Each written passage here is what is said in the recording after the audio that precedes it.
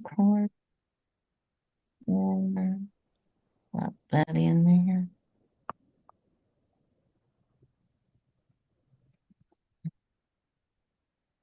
Mhm.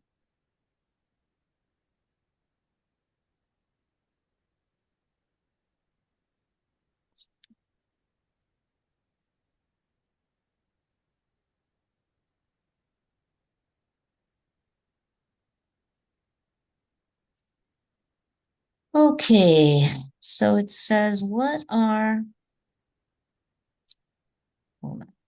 which are three characteristics of arteries compared to veins?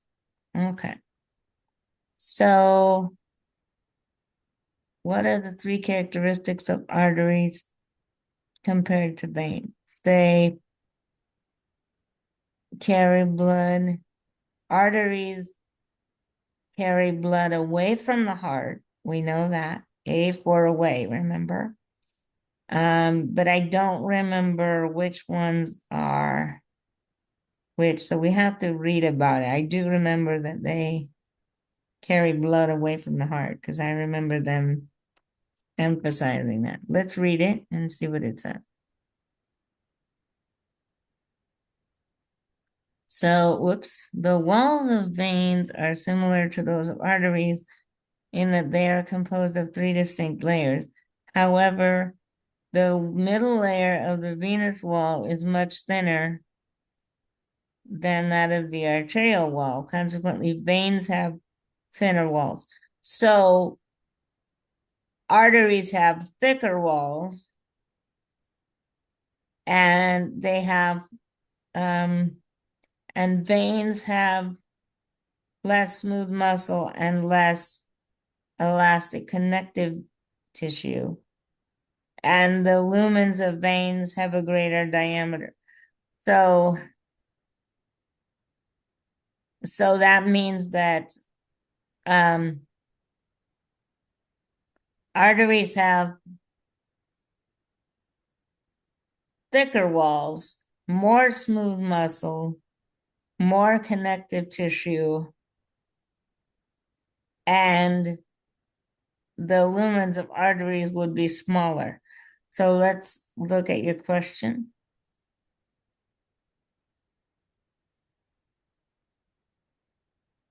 Um, okay, they're gonna,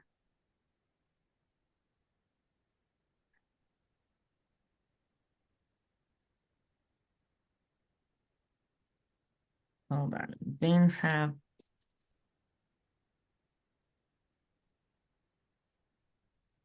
I just want to make sure I'm right because veins have, okay, let me turn on my other.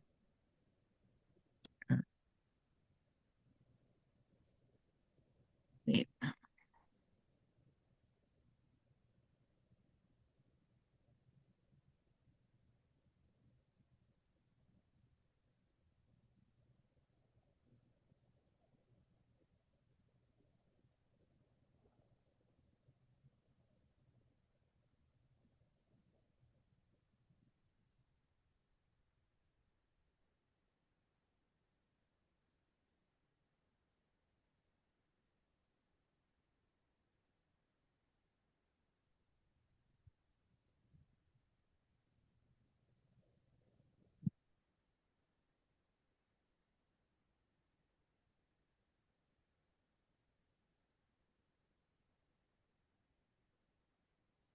So arteries have smaller lumen.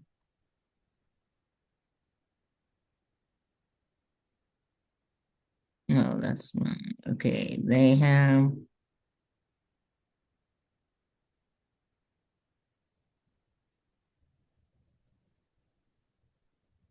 okay, then, so arteries would have smaller lumen, not larger lumen. Um,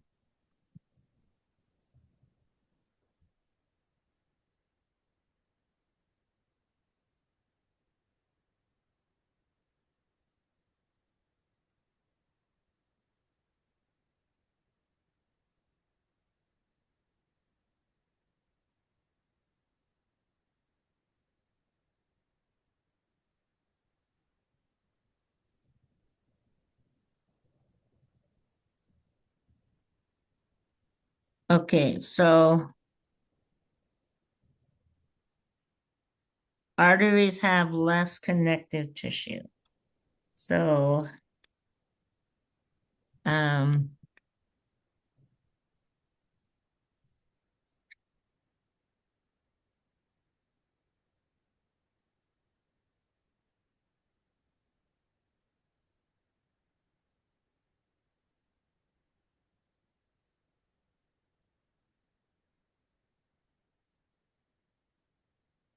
I think they have thinner walls too.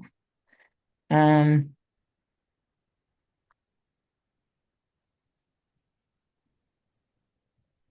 arteries. Hmm.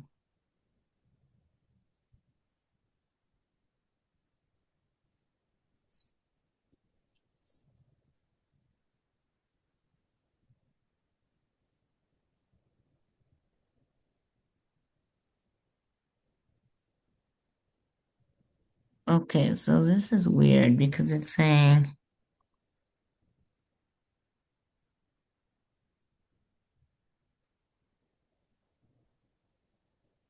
I'm confused here. Hold on.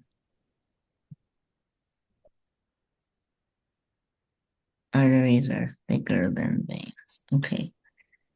Um,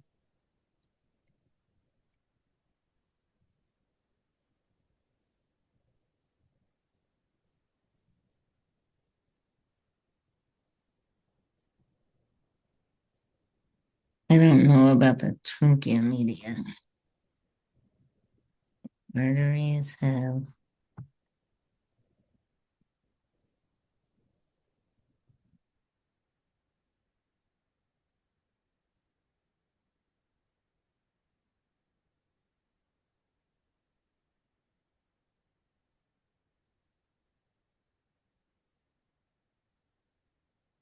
okay, so arteries have a thicker,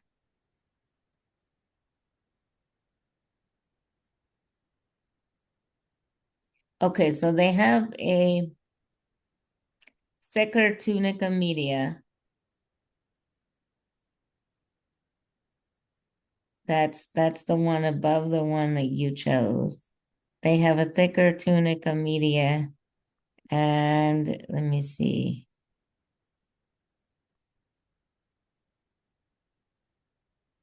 Um,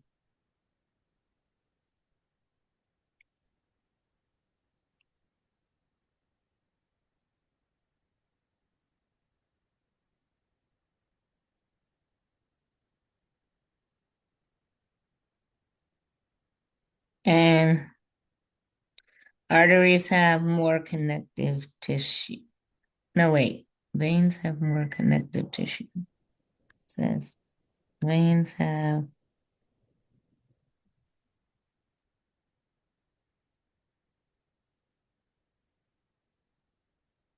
okay, let me look at the lumen again because I thought I looked at that already. Um,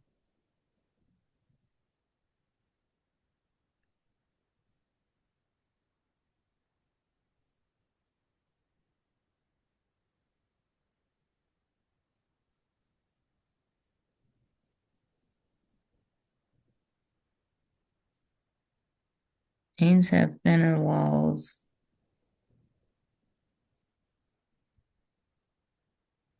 Arteries have thicker walls and more smooth muscle.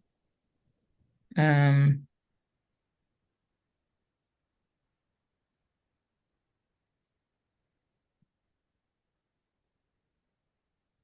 so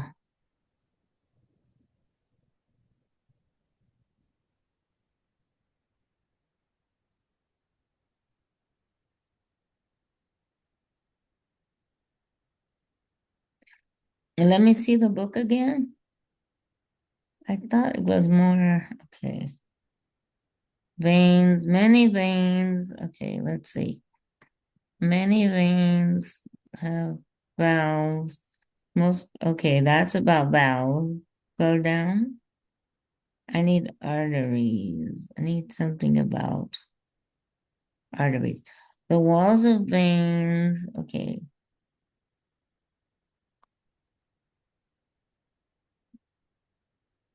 Veins are thinner, so that's not true. And less elastic connective tissue. So I think, go back to the question. So veins have less elastic connective tissue. So arteries would have more elastic connective tissue. Okay, that works. I think it's those three. I was like getting myself turned around with that. Okay. Blood pressure is likely to decrease if stroke volume increases, heart rate increases, stroke volume decreases. Okay. So, okay, let me do this so I can keep it on the same page with the other one, like I did last time. Move this, and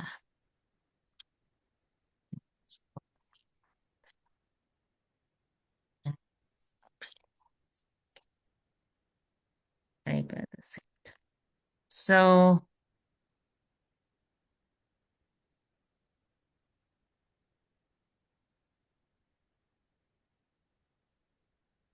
blood pressure is likely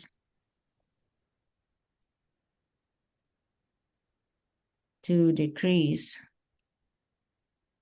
Oops, decrease if stroke volume increases, decreases.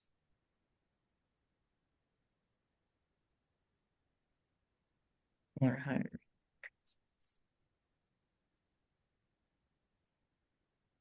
So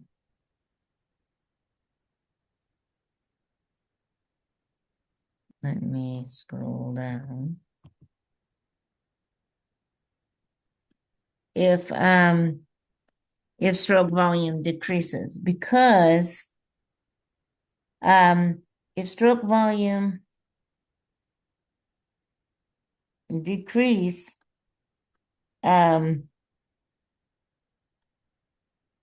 you have the heart pumping less blood per beat. So if stroke volume decreases, blood pressure will drop.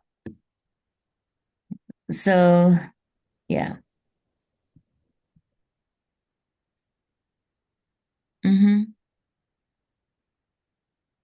Okay. Let's see what this says. Let me go a little bit here. The alternate expanding and recoiling of the arterial wall in an artery. Okay, let's look at the book because this is a phrase from the book. So let's look at it. The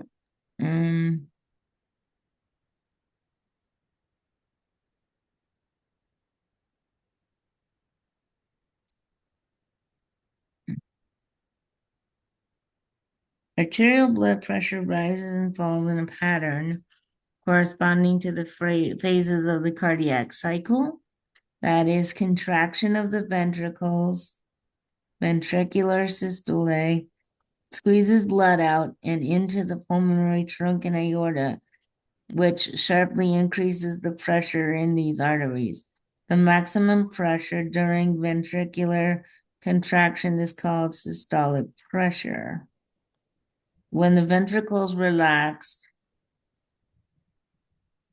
ventricular diastole, the arterial pressure drops, and the lowest pressure that remains in the arteries before the next contraction is termed diastolic pressure. Clinical blood pressure is typically measured using the oscillatory method with a sphygmomanometer blood pressure cuff. Although the blood pressure can be measured in other arteries, it is most common to measure the pressure in the brachial artery with the inflatable cuff around the arm. This is fairly accurate because it is most common, or it is closest to the aorta. Blood pressure is recorded as a fraction. The upper, okay. Continue. We didn't read the.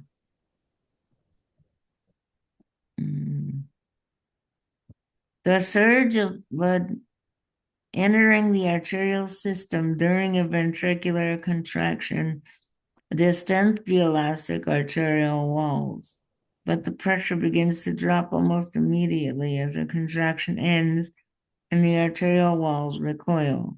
This alternate expanding and recoiling of the arterial wall can be felt as a pulse, P-U-L-S-E, in an artery that runs close to the body's surface. So it's a pulse.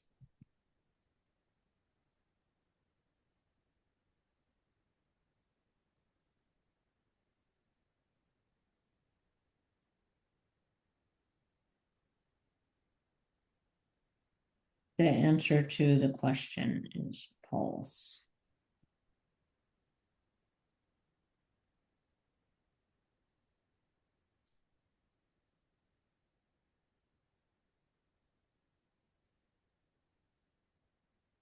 If peripheral resistance is increased due to vasoconstriction, then blood pressure would. Okay, so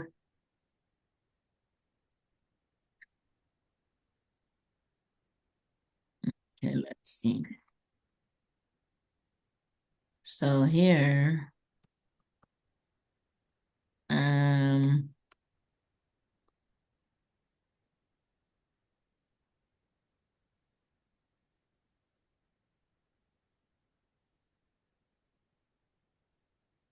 if peripheral resistance, if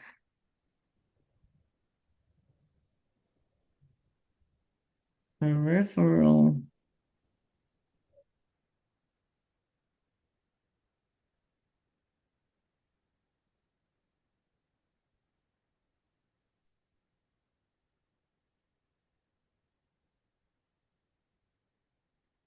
resistance is increased due to vasoconstriction,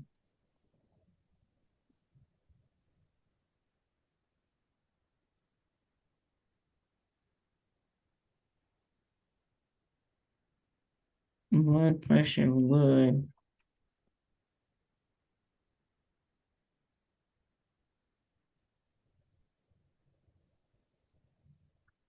increase because peripheral resistance refers to the resistance that blood encounters as it flows through the blood vessels. When the blood vessels narrow, this resistance increases, making it harder for blood to flow.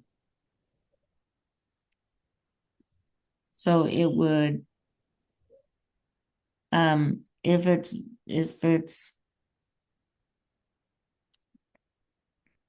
if you have vasoconstriction, pressure is going to increase because the opening is going to get narrower.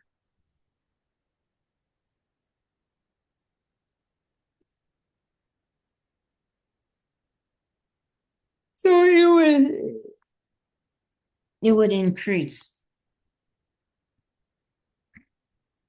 because the opening is getting smaller.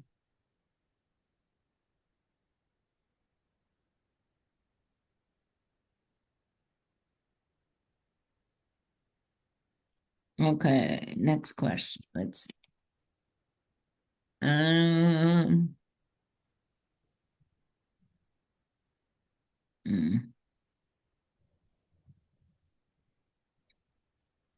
What is stroke volume? Oh yeah, this is a definition of, okay. Um, so we're gonna,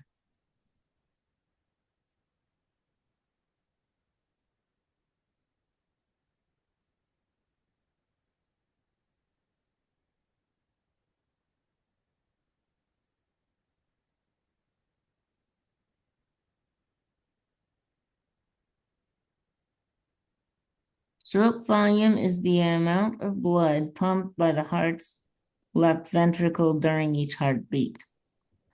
So it plays a major role in determining cardiac output. Okay, so it's the amount of blood pumped by the ventricle during each heartbeat. So let's see.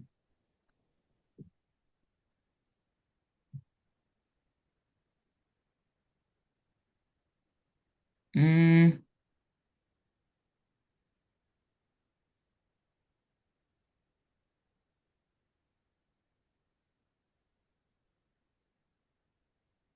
I would say the volume of blood ejected from the heart with each contraction. The second one.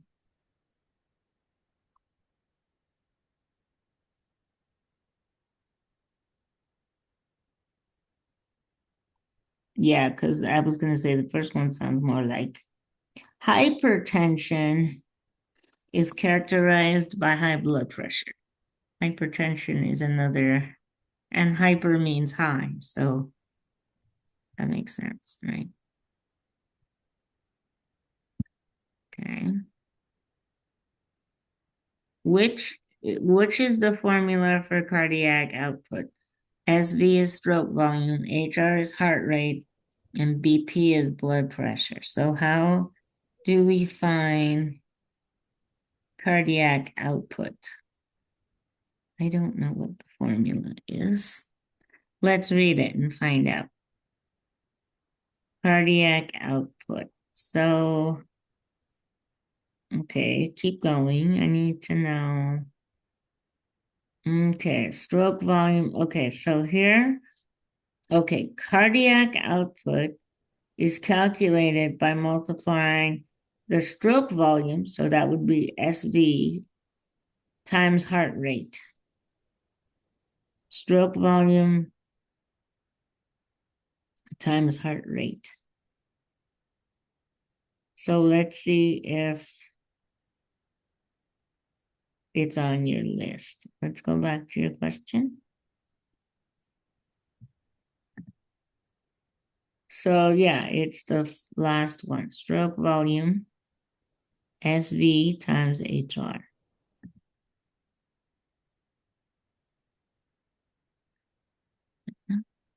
The receptors found in the walls of the aorta and carotid arteries that respond to blood pressure changes are called what? Again, I don't know. Let's read it and see.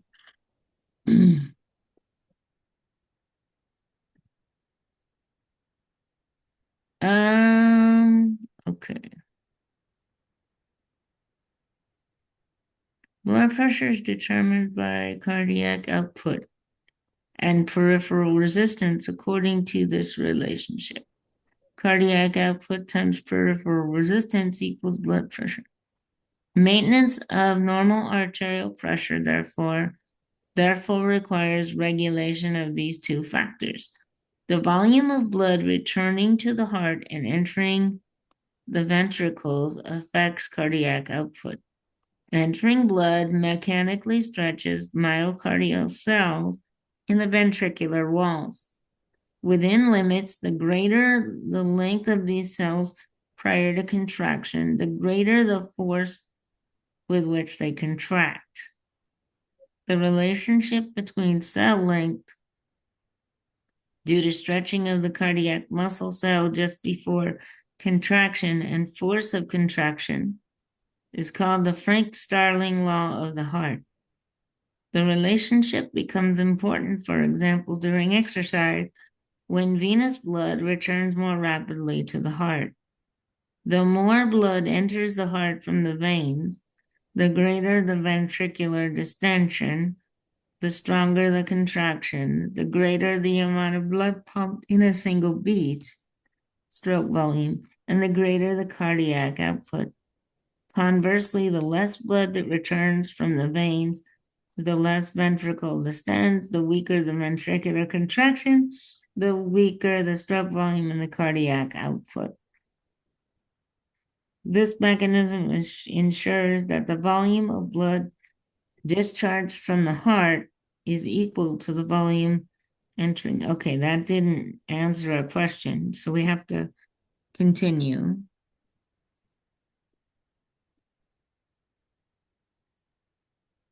Cardiac output and peripheral resistance are controlled in part by baroreceptor reflexes. Baroreceptors are, yeah, there you go, that blue word. Baroreceptors are sensory receptors in the aortic arch and carotid arteries that sense changes in blood pressure. If arterial pressure increases, impulses travel from the baroreceptors to the cardiac center of the medulla oblongata. This center relays parasympathetic impulses to the SA node of the heart, and the heart rate decreases in response. As a result of this cardioinhibitor reflex, cardiac output falls and blood pressure decreases toward the normal level. Conversely, decreasing arterial blood pressure initiates the cardio accelerated reflex, which sends sympathetic impulses to the SA node. As a result, the heart beats faster, increasing cardiac output and arterial pressure. Other factors that increase heart rate and blood pressure include exercise, a rise in body temperature, and emotional responses such as fear and anger. So baroreceptors is the answer to your question.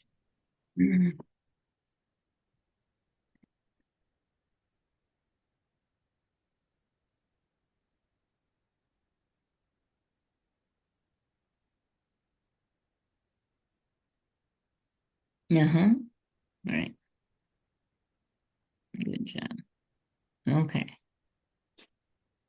All right. The volume of blood discharged from the ventricle per minute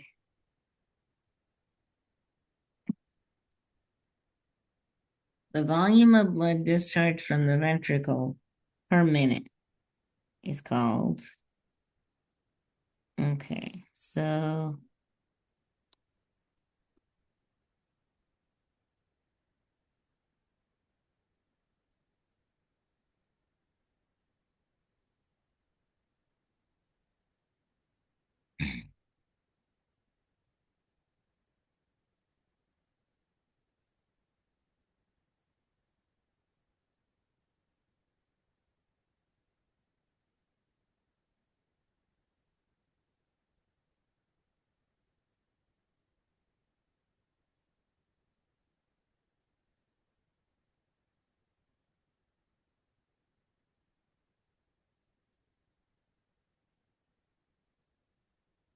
stroke volume. I think, or is that, no, that's, no, I'm sorry, that's cardiac output. It's cardiac output because it's per minute. Yeah.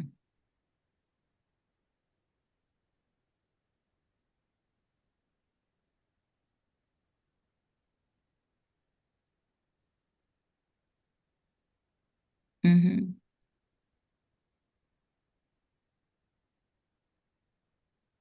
Right.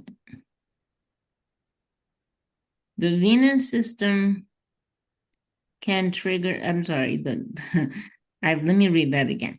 The nervous system can trigger vasoconstriction and vasodilation. What effect does this have? It influences blood flow and blood pressure. We read about that previously. If you constrict it, it's going to raise the blood pressure. If you dilate it, dilate means to open, then you're going to decrease it. So it influences blood flow and blood pressure.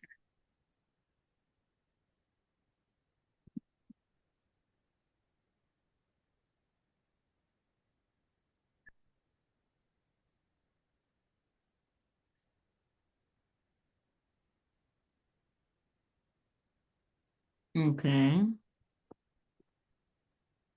Let me just take a picture.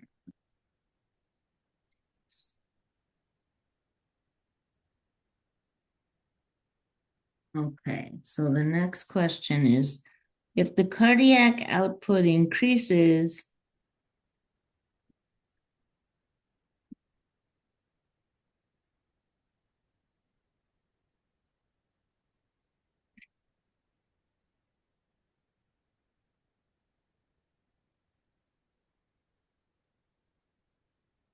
if cardiac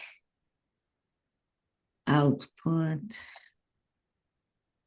increases and blood pressure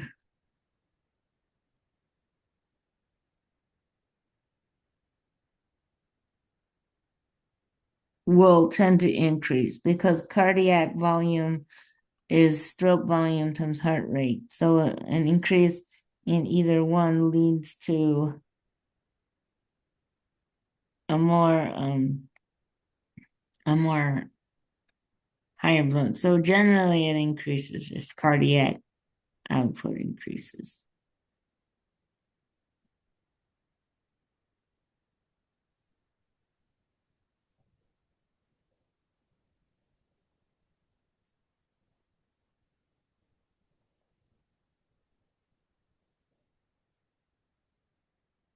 Yeah, I would say increases because it doesn't mention anything else going on, only that. So chances are, if your cardiac output is increasing, either your stroke volume or your heart rate is increasing, both of which would lead to high blood pressure or higher blood pressure in that case.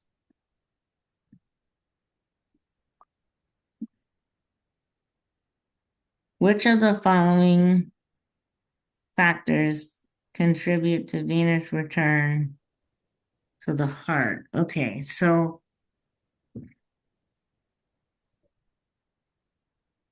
let me see. Let me reposition here. Okay.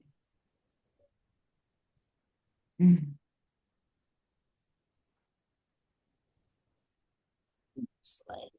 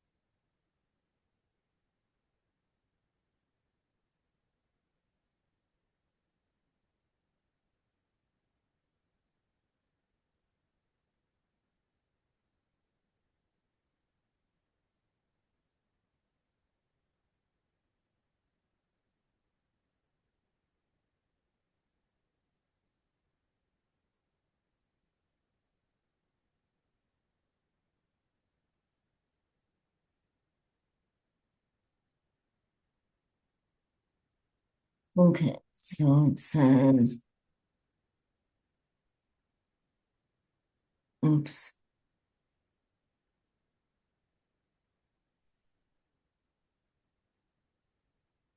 Which of the following contribute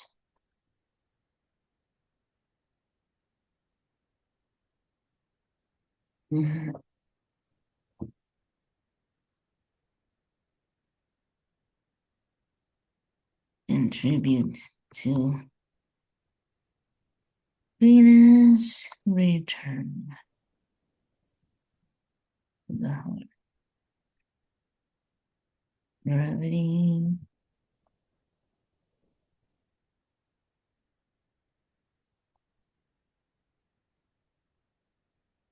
Skeletal muscle contractions. Change blood pressure.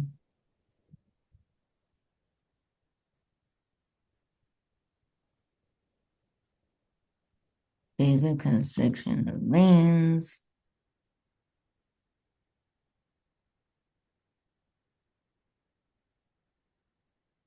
Or breathing. Okay, let's see.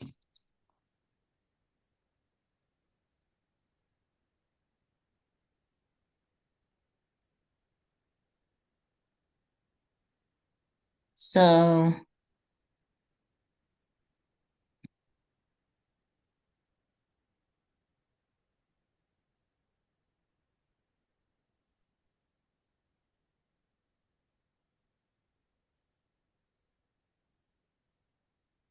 skeletal muscle contractions, vasoconstriction of veins,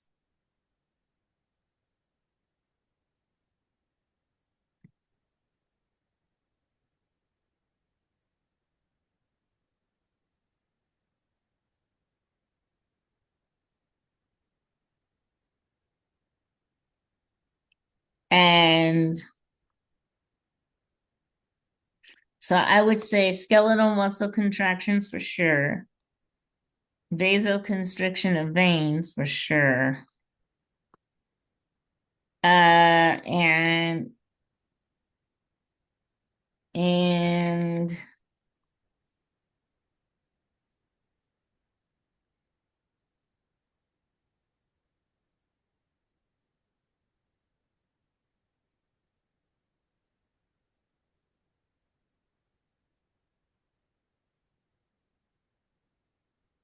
and breathing. I'd say it's those three. Because gravity is not going to help it return to the heart, I don't think. I think it's just those three.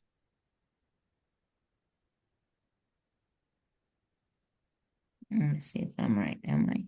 Yeah.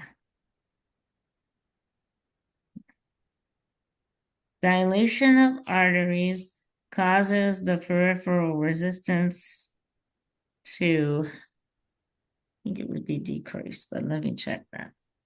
Dilation of arteries causes, oops,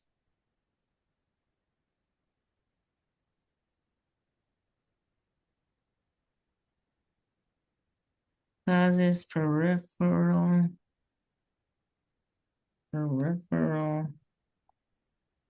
resistance to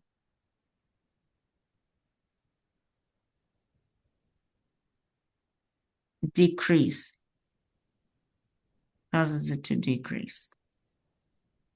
Because remember, I told you when the space gets wider, or bigger, then the resistance or the pressure decreases. So decrease.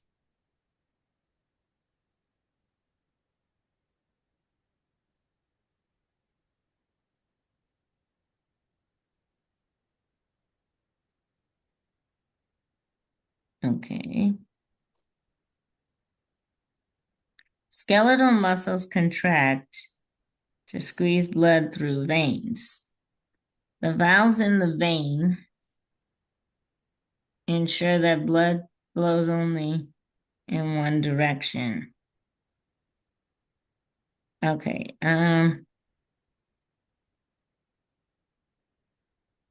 Let me see. I think that's true, but let me see. Um,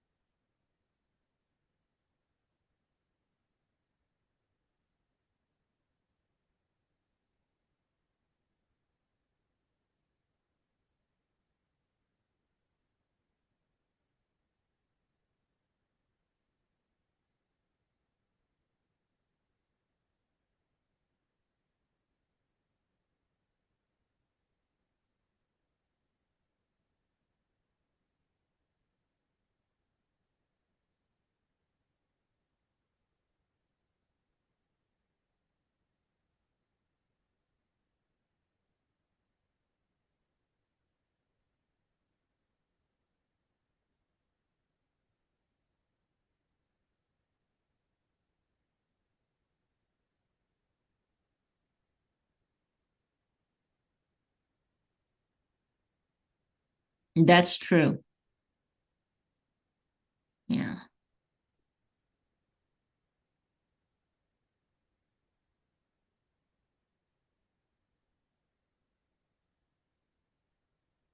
Elevated systemic blood pressure is known as elevated systemic blood pressure. I think it's hypertension, the last one.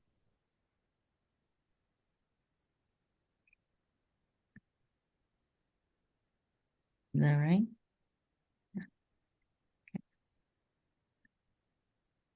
How do respiratory movements act as a thoracic pump aid in blood flow? Uh, okay. So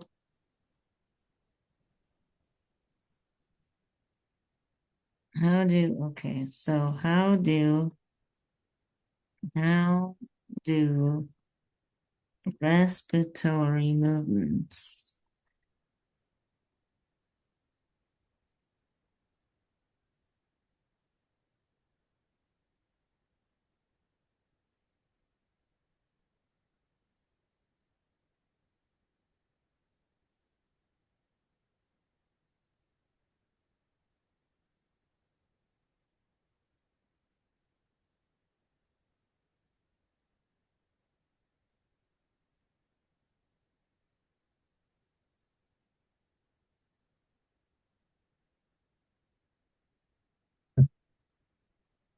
okay, so the pressure in the thorax.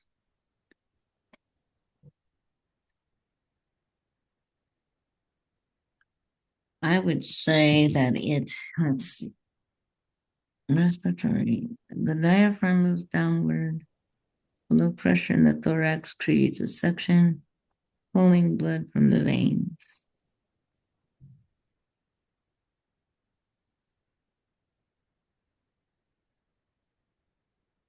Let's go ahead and read it, but I think it's the first one.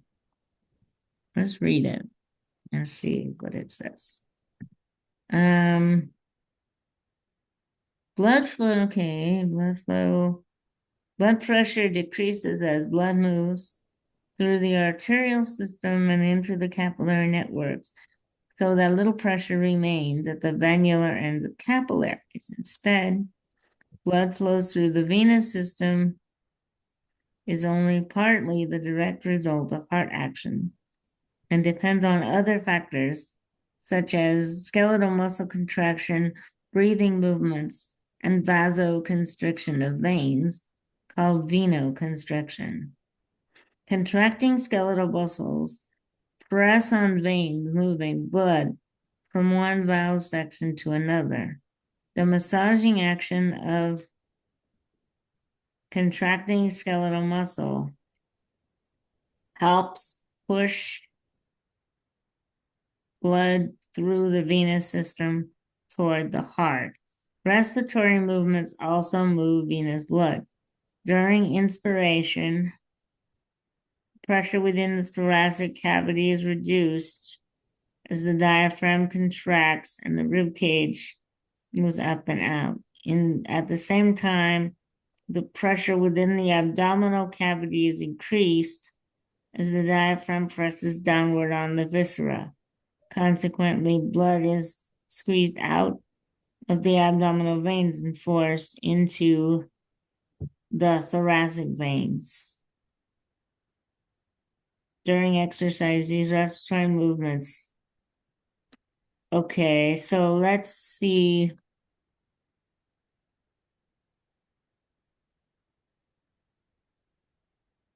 Let's see what your question says.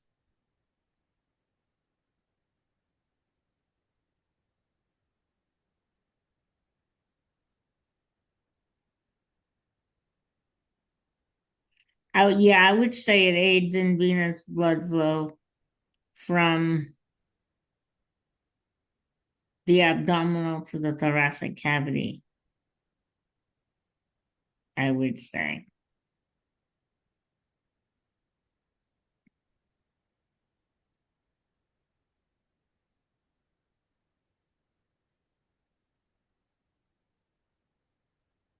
Okay. Okay.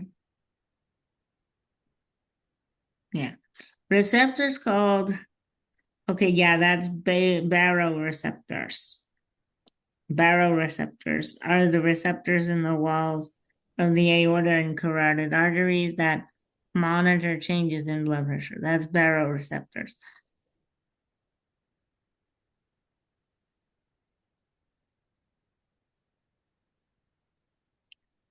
Then we have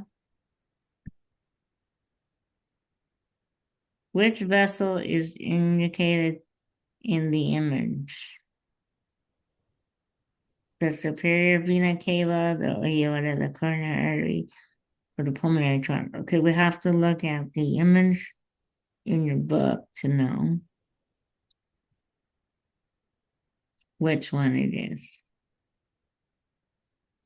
So you have to look. So the red one is, it looks like both of those are pointing to the aorta. So either the aortic arch or the ascending aorta. But it would be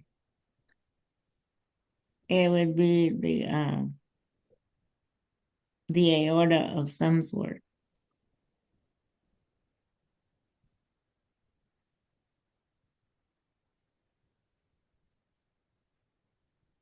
Let's see what your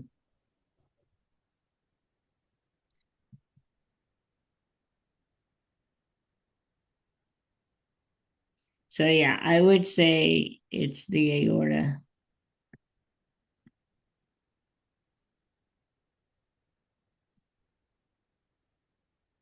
Yeah. Blood pressure would, okay, if it constricts and peripheral resistance increases, then it's going to be harder to push blood. So blood pressure would increase. You have to use more pressure to get through it because there's an increase in resistance.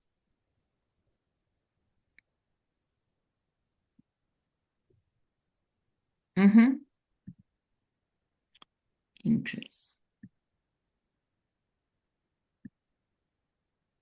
Blood pressure in the venous system is lower when compared to blood pressure in the arteries. We read that earlier.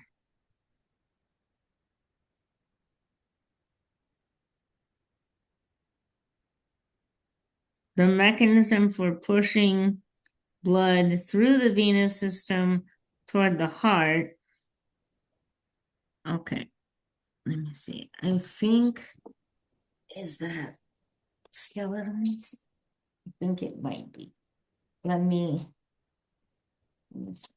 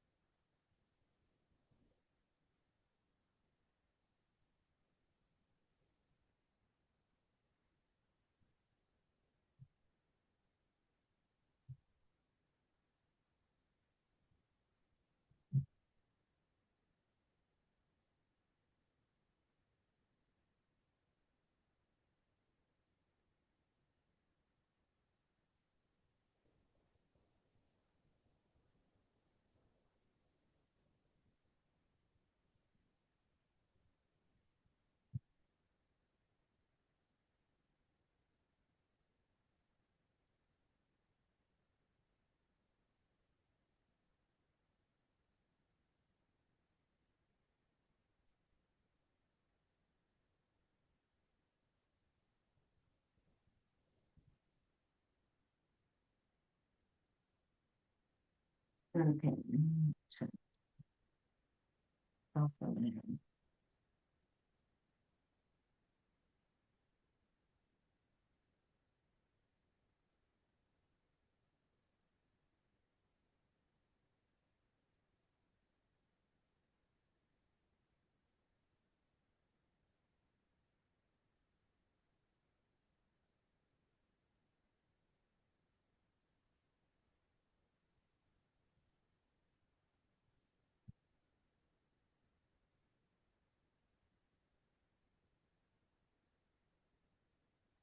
Let me see.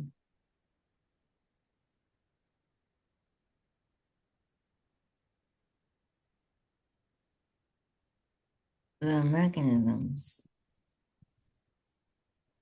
for pushing blood flow. Blood through the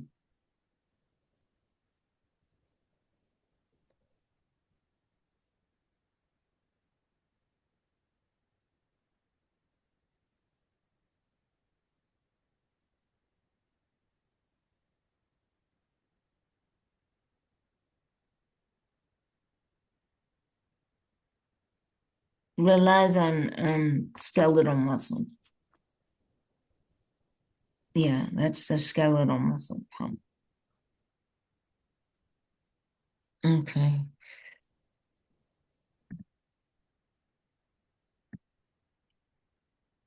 The respiratory movements during inspiration in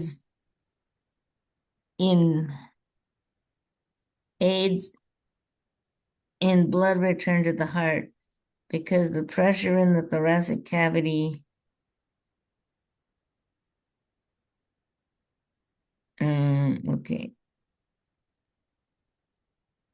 Inspiration aids in blood flow to the heart because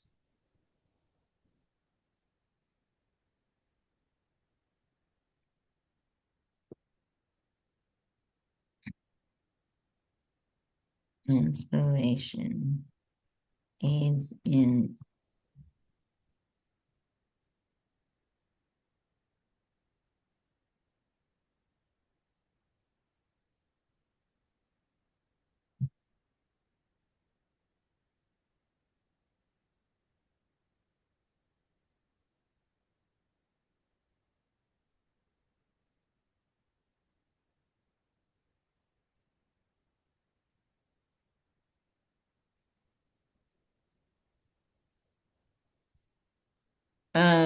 okay, so it decreases the pressure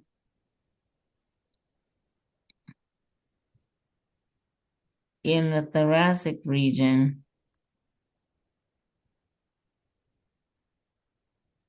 and pressure in the abdominal cavity increases.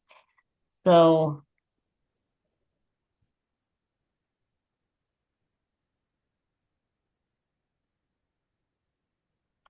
I think it's decreases, increases. The third one.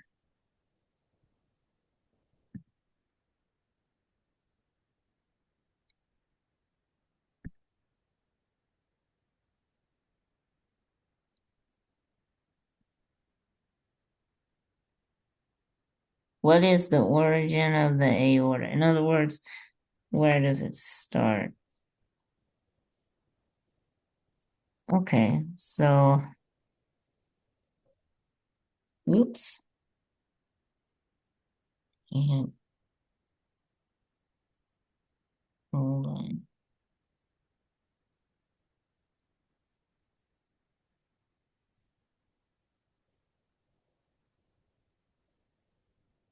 What is the origin of the aorta?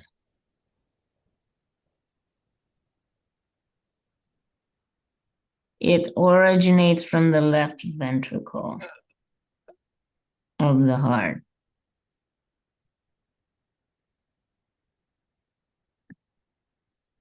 The left ventricle.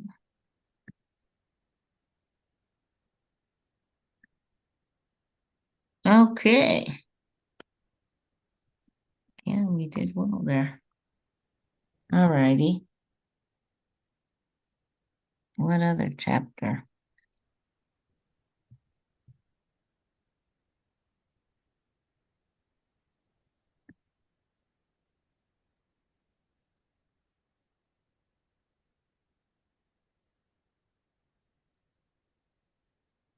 Okay, we have some time. April 22nd, the lymphatic system. Okay. 43 concepts. That's not too bad. returning excess interstitial fluid to the cardiovascular system. Okay, let's read about, because we didn't even read the chapter, so let's read a little bit and see. Often overlooked as one of the body systems, the lymphatic system is actually a secondary circulatory system.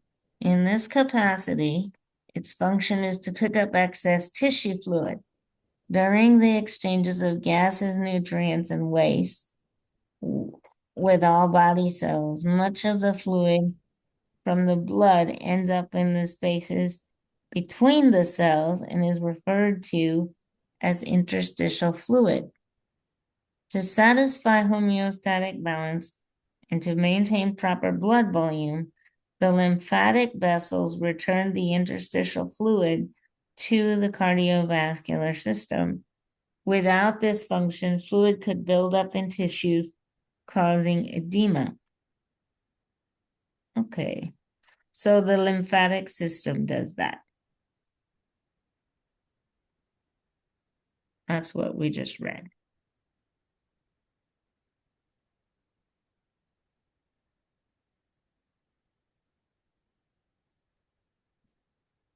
So, the lymphatic system.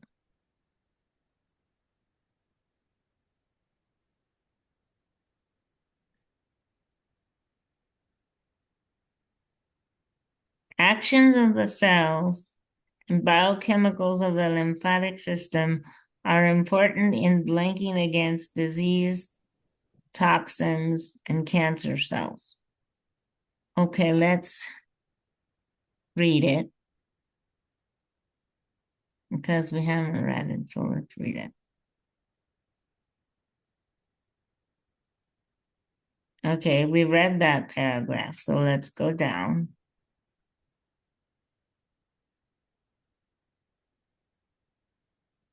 The lymphatic system, so I'm going to read you what the diagram said. Schematic representation of lymphatic vessels transporting fluid from interstitial spaces to the bloodstream. Depending on its origin, lymph enters the right or left subclavian vein. The lymphatic system contains tissues and organs that contain immune cells. For example, enlarged regions along the lymphatic vessels are known as lymph nodes. These nodes contain masses of lymphocytes and macrophages. For this reason, the lymphatic system also plays a role in immunity and defense.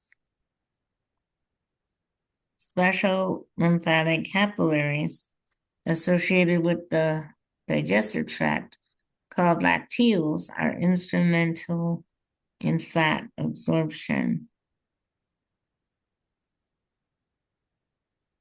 The lymphatic system contains tissues and organs that contain immune cells, lymph nodes. Go back to the question. Actions of the cells are important in. No, I don't think that's what it was looking for. Let's keep reading. See what else it says. Keep going. This is public health nurse. And then, okay.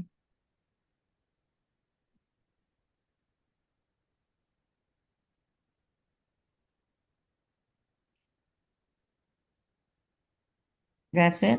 Yeah, I don't know what that. Let me try putting it in on the internet itself. Because I don't think it's lymph nodes, which would be my first. Let's go back to the question. I'm gonna put it in and see what the internet tells me. Actions of the cells. Okay. So it's hold on. Actions of the cells and biochemicals of the lymphatic system are important in blanking against disease,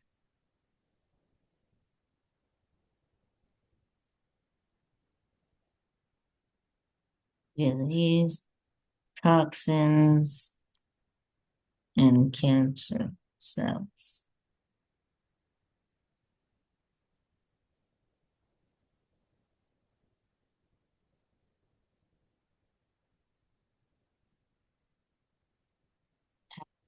That, what that would be.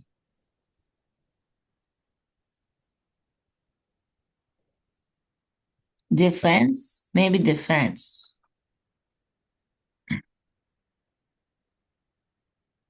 Mm, I'm not sure, but I would say maybe defense. It fits.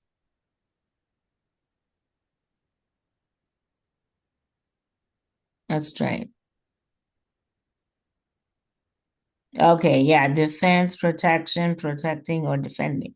Yeah, I would have said something like, yeah, I probably would have said protecting, but defense works.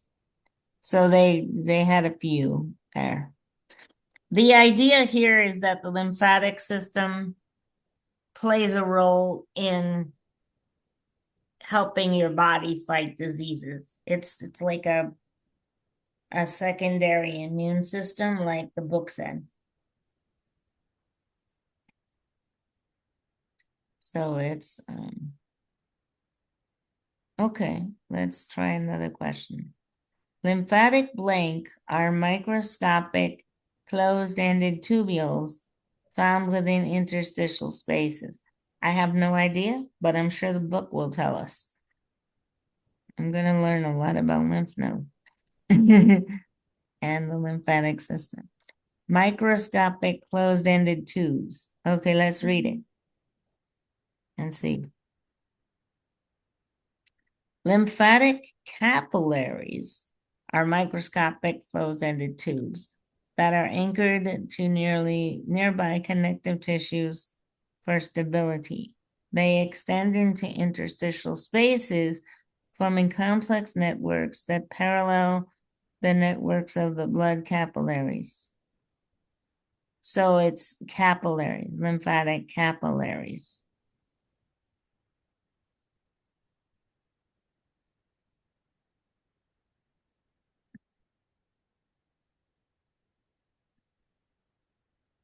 Okay.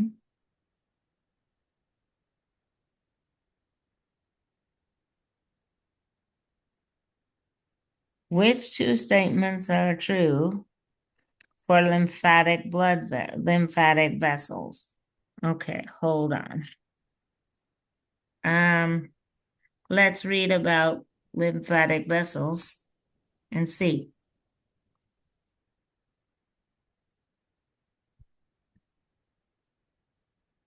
The walls of lymphatic vessels are similar to veins, but are thinner. Okay, so they're thinner. Like some peripheral veins, lymphatic vessels have valves that prevent backflow of lymph. Okay, what else?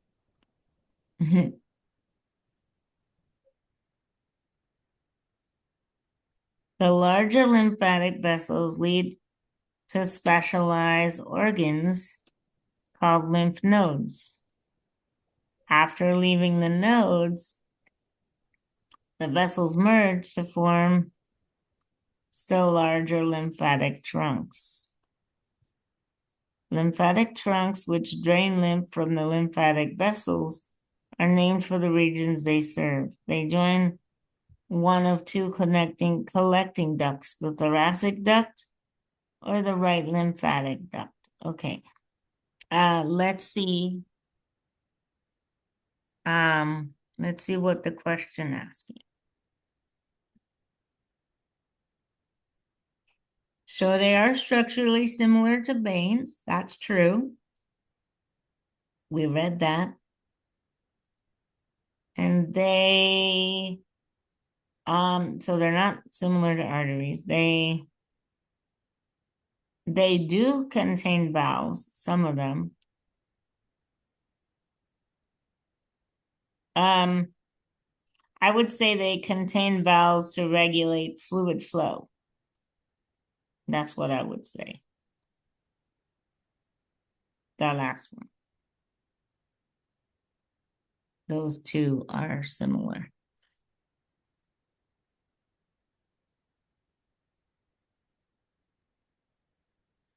Okay. Larger lymphatic vessels lead to specialized organs called lymph nodes. Nodes, Nodes, before forming lymphatic trunks. Nodes. Okay. The vessels that transport excess fluid away from interstitial spaces. Okay, so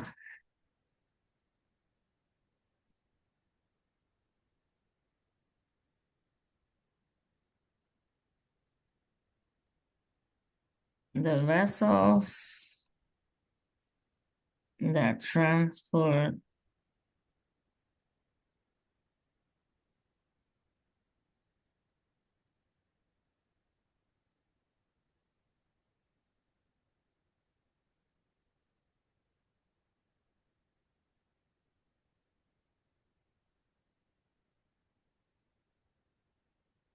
are the lymphatic vessels. Yeah, lymphatic.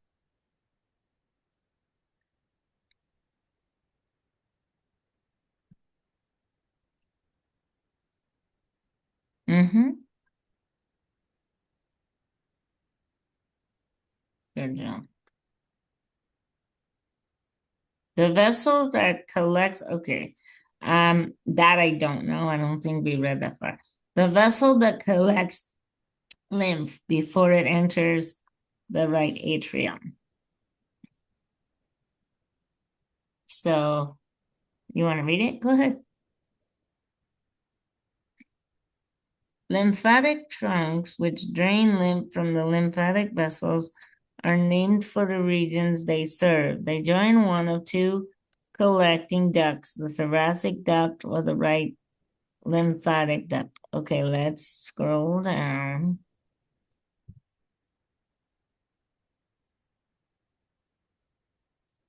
Okay, so the thoracic duct is the wider and longer duct. It connects lymph from the lower limbs and abdominal regions. The left upper limb and the left side of the thorax and enters into the left subclavian vein near its junction with the right jugular vein. The right lymphatic duct receives lymph from the right side of the head and neck, right upper limb, and right thorax, and empties into the right subclavian vein. Okay.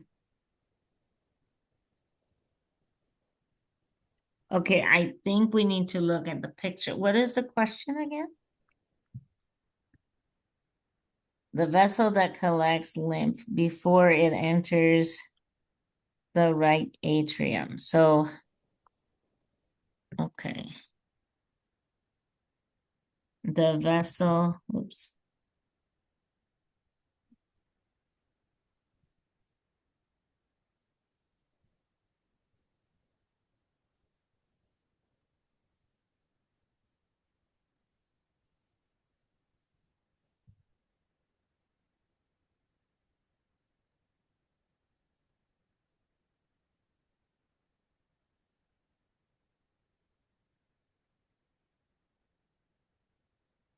Okay.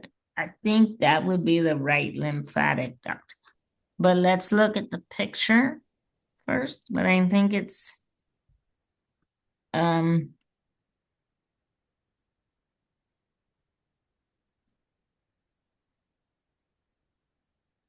the picture of the guy's head down below. So before it enters the pulmonary vein.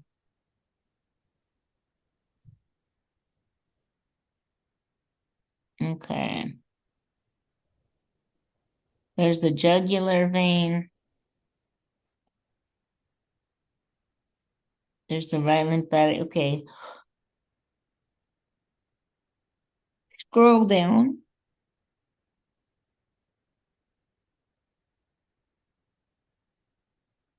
Okay. Right axillary lymph. Okay, that's the female. Um, the right lymphatic duct drains lymph from the upper right side of the body, whereas the thoracic duct drains lymph from the rest of the body. Lymph damage, drainage of the right breast illustrates a localized function. Surgery to treat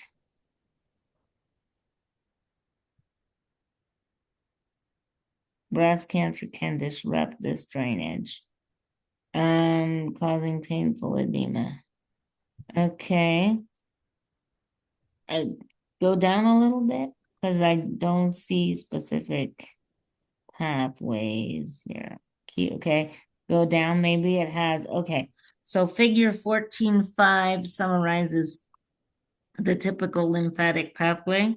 Let's look at the pathway. Lymphatic capillary, afferent lymphatic vessel, lymph node, efferent lymphatic vessel, lymphatic trunk, collecting duct,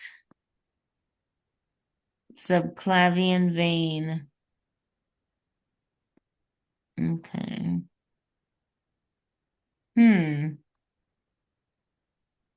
I'm not seeing it. Okay, let's go back to the question. I'll try looking it up. The vessel that collects lymph before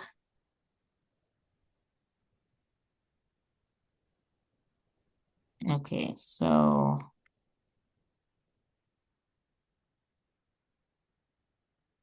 the vessel that collects lymph before it enters.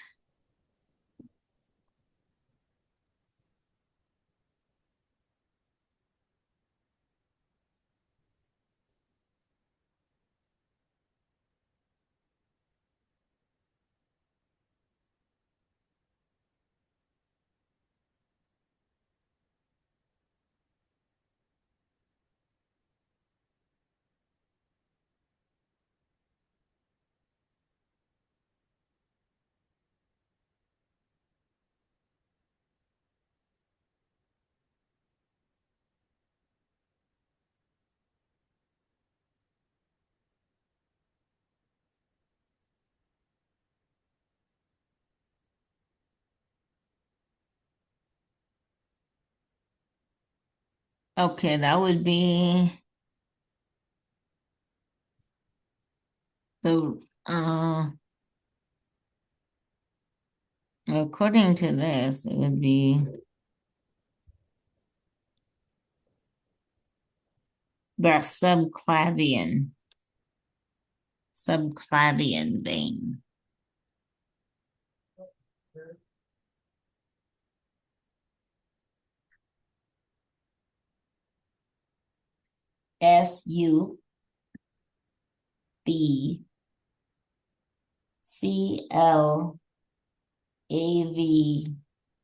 Subclavian. Subclavian vein.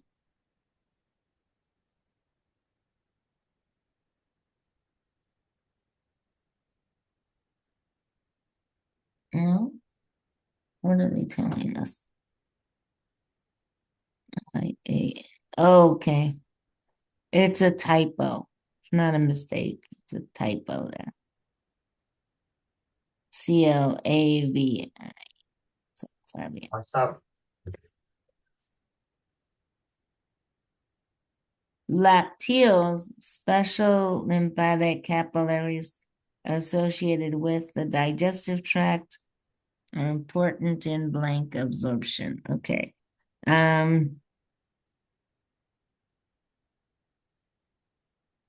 So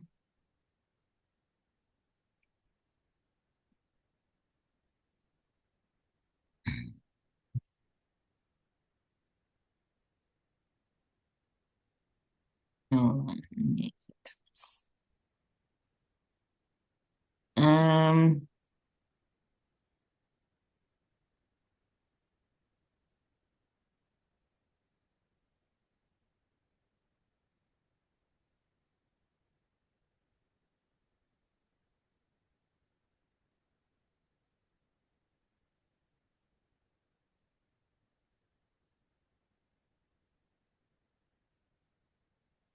Absorption.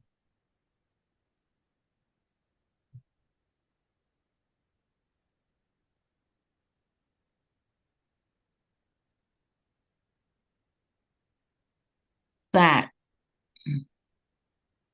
Fat absorption. I think we read that earlier too.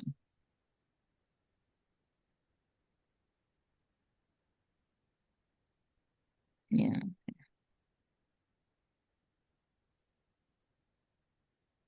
The formation of the fluid blank depends on tissue fluid formation. Okay, I think. Okay, so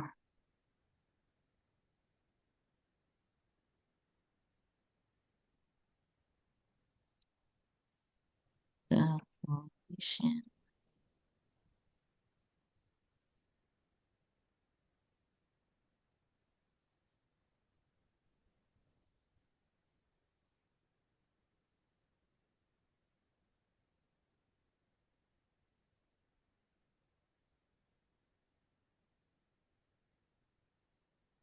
depends on tissue fluid forming. Okay, tissue fluid.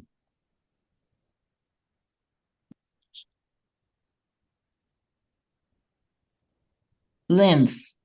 Lymph is the answer there.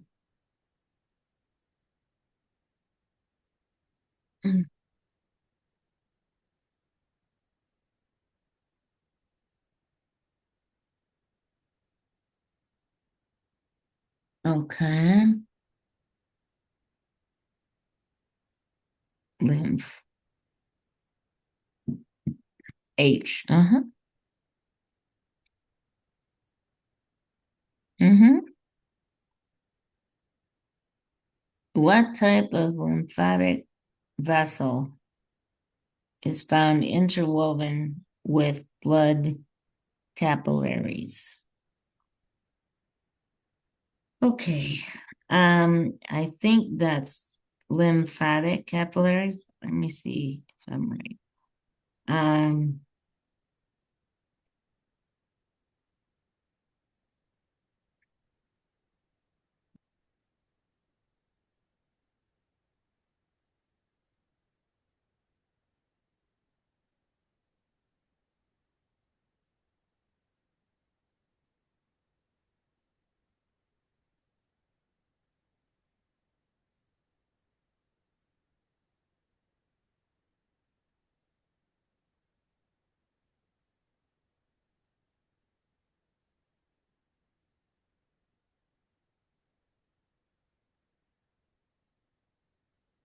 yeah, it's lymphatic capillaries.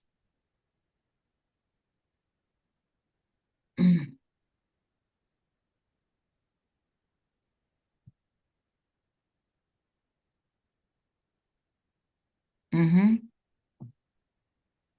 All right. What are Which three items are components of lymph? Okay, we haven't read this, so let's read it.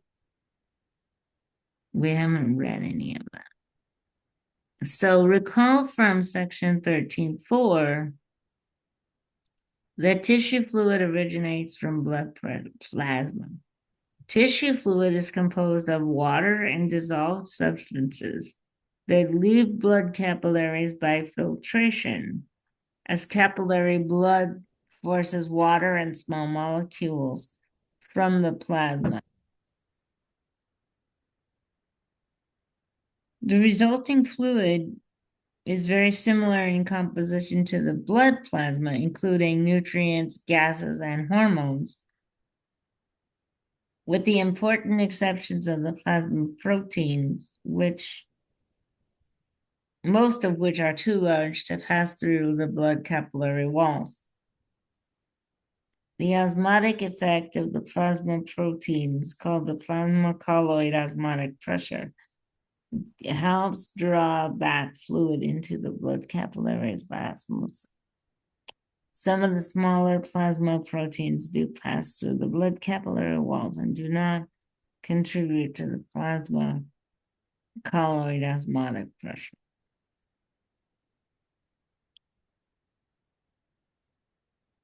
So tissue fluid has water and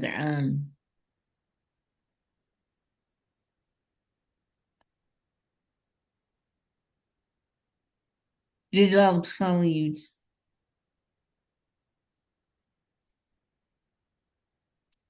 They have nutrients, gases, and hormones. Okay, let's see.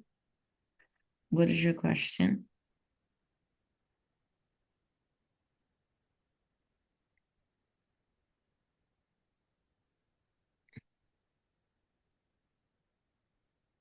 I would say water, hormones, and gases and nutrients. Because plasma proteins are too big, and this isn't blood, it's other products. So I think it's those three.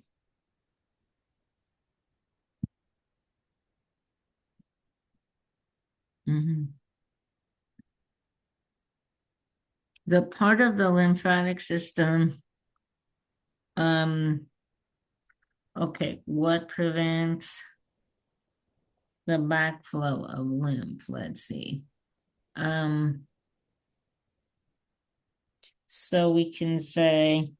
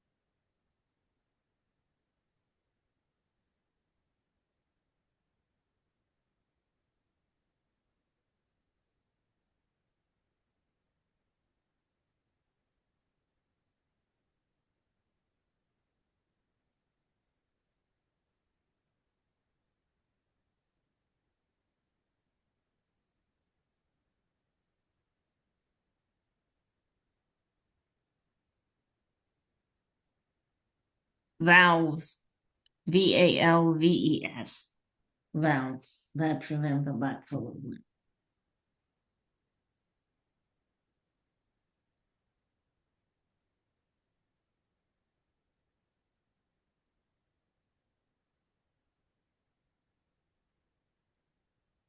Let me go down.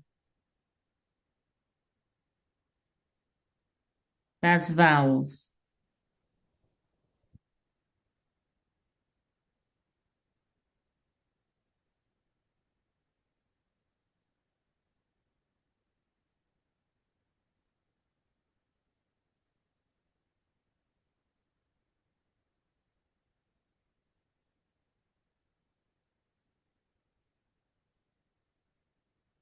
Okay, let me just take this first. Okay.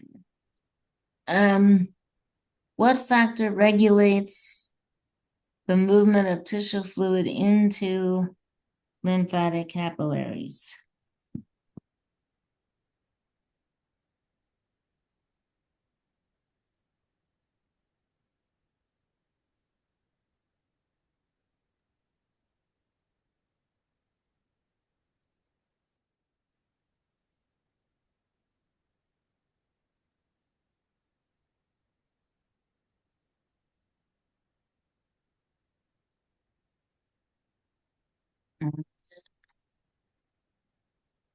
Regulates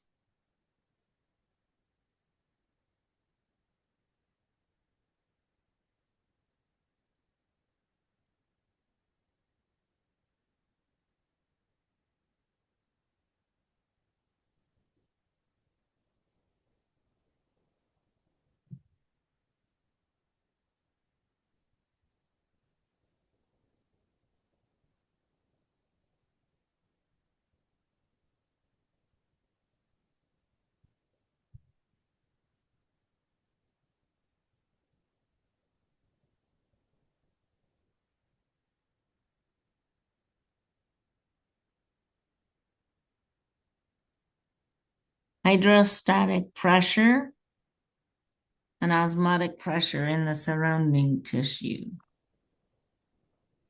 Um,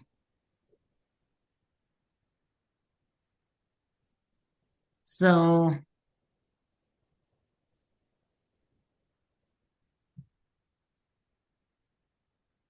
let me see.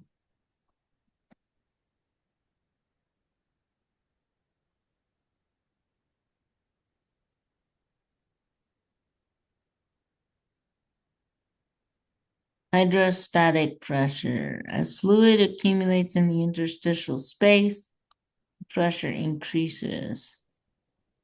Let's read it, but I think it's probably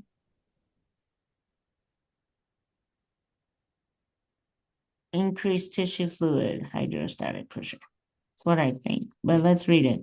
Let's see. Filtration from plasma normally exceeds reabsorption, leading to the net formation of tissue fluid. This accumulation of tissue fluid increases the tissue fluid hydrostatic pressure, which opens the flaps of the endothelial cells, and tissue fluid enters lymphatic capillaries, forming lymph.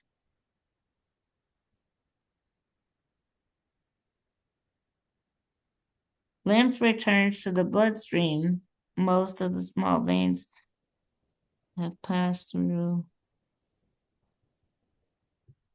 The hydrostatic pressure of tissue fluid drives lymph into lymphatic capillaries. However, muscular activity largely influences the movement of lymph through the lymphatic vessels. So hydrostatic pressure of tissue fluid. So it's the answer to your question is hydrostatic pressure of tissue fluid.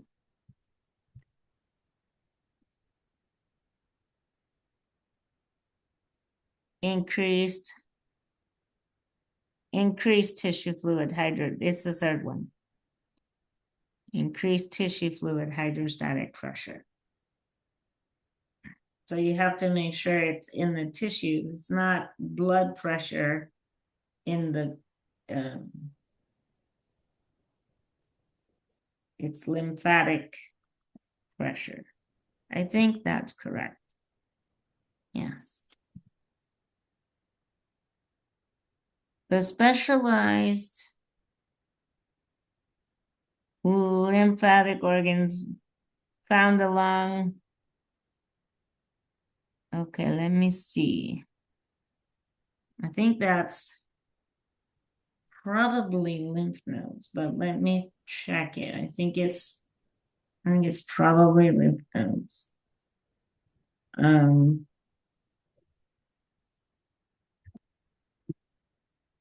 Let me see.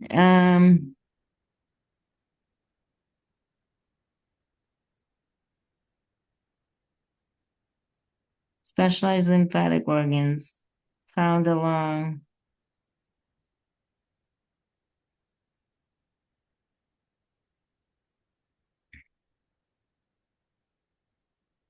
the specialized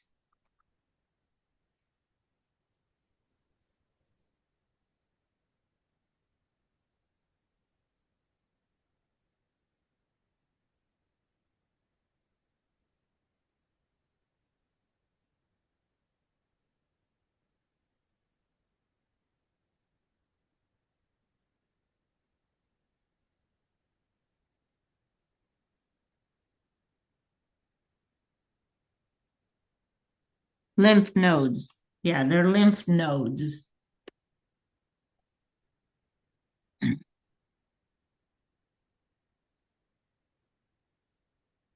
Mm-hmm.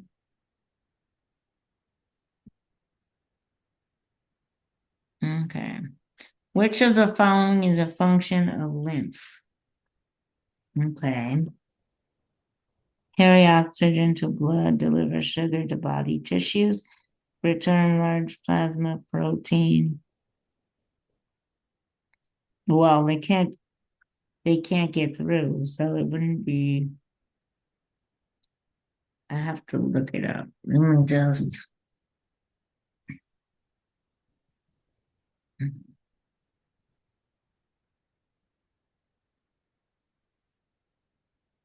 Okay, so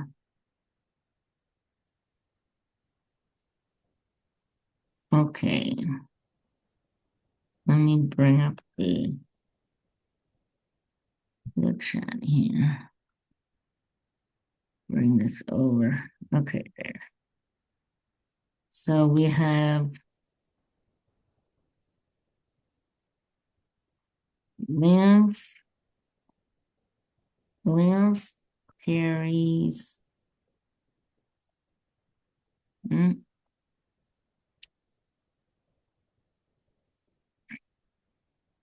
carries oxygen to body capillaries. Delivers sugars to body tissues. Returns large.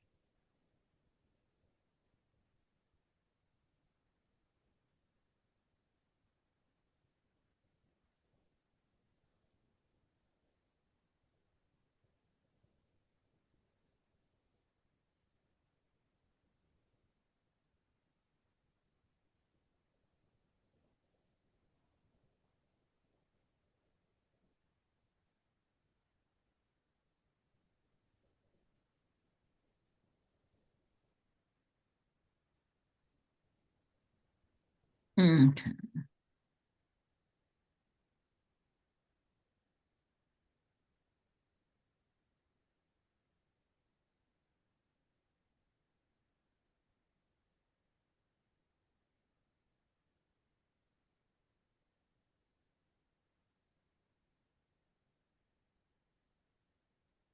Let's read about it, but I would tend to think that it would transport bacteria and viruses to the lymph nodes. Let's read it and see.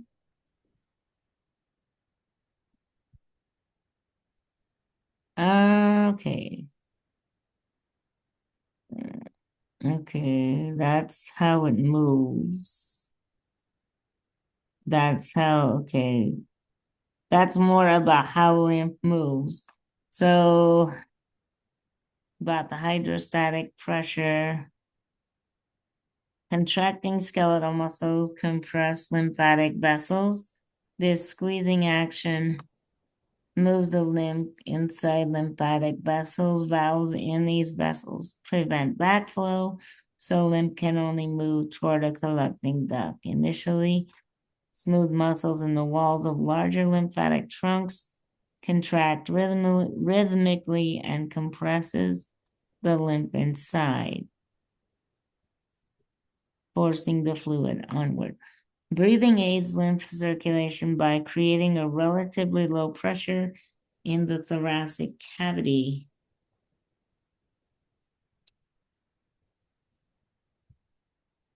Okay, let's see.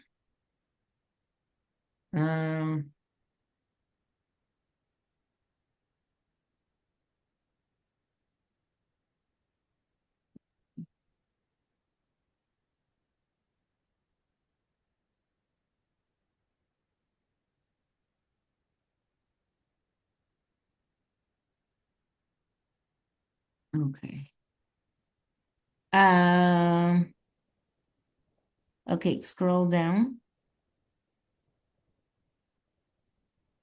because I need to read about breathing. Breathing aids lymph circulation by creating a relatively low pressure in the thoracic cavity during inhalation. At the same time, the contracting diaphragm increases the blood pressure in the abdominal cavity.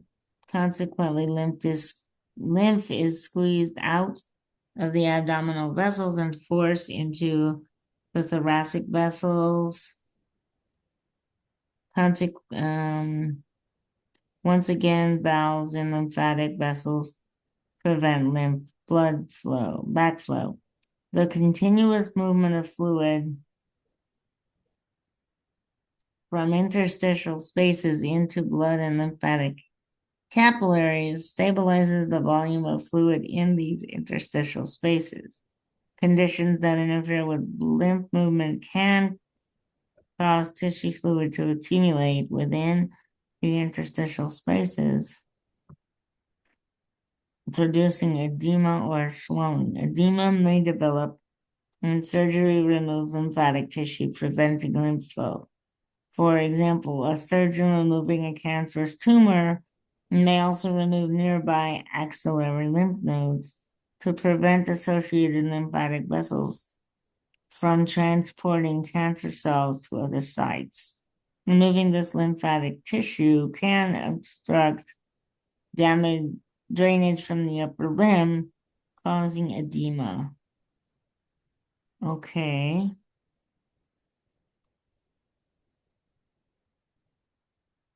Okay. Is there any more or no?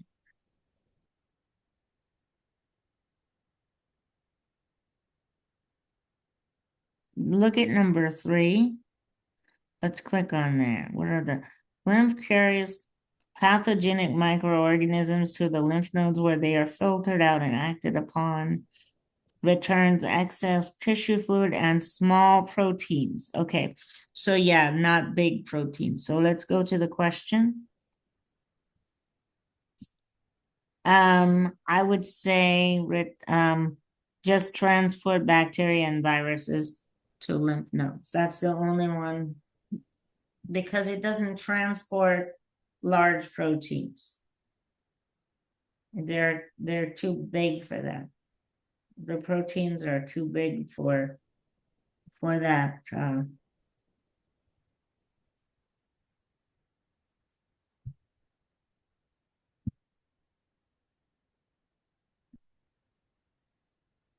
Okay, as lymph is returned to the blood,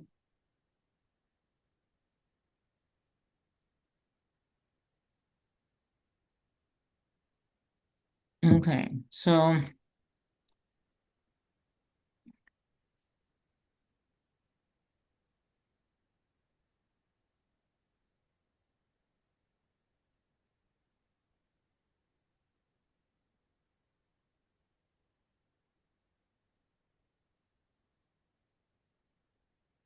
as lymph is returned to the blood, it enters circulation.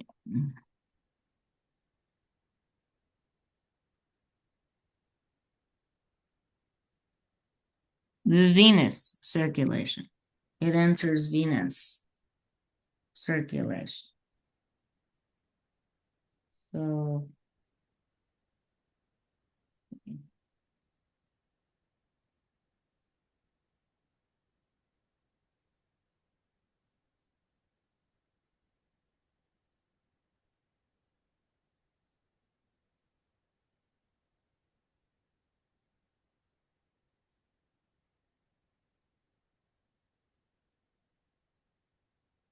Blank is the term for tissue fluid that has entered a lymphatic capillary. Okay, so tissue fluid that has entered a lymphatic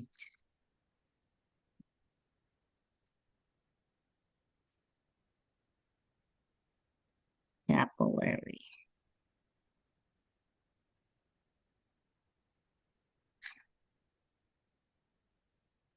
That's lymph. Lymph is the term for that.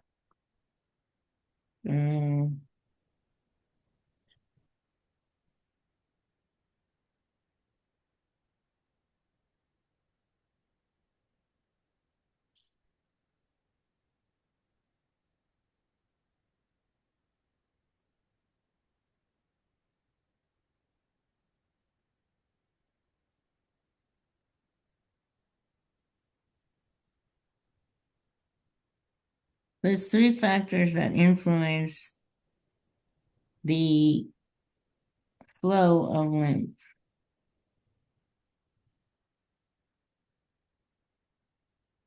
Um,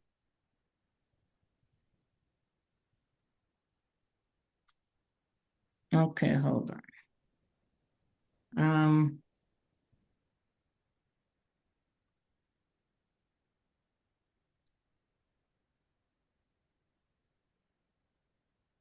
Factors that influence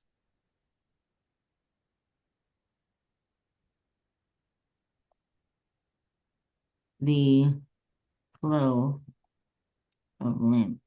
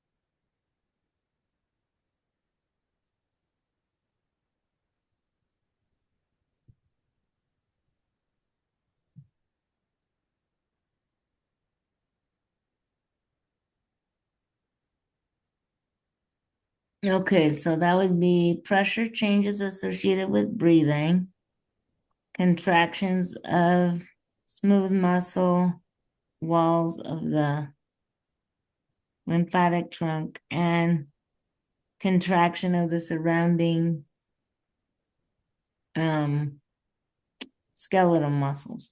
So the last three on the list.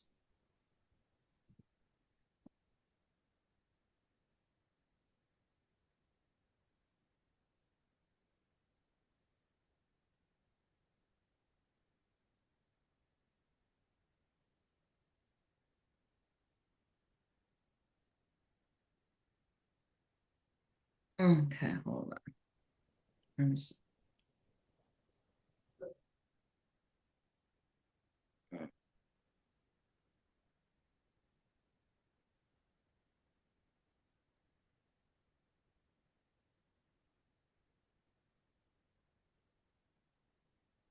In addition to water, what other components are found in lymph.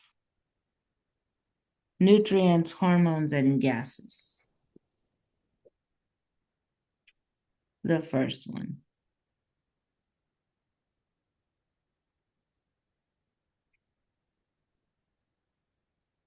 Yeah, they don't have. Within, let's see. Okay, this is valves again. Within lymphatic vessel structures called valves prevent the backflow of lymph. Valve.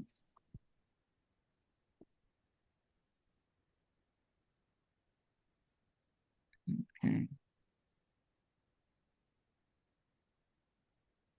Tissue fluid accumulates because filtration from the plasma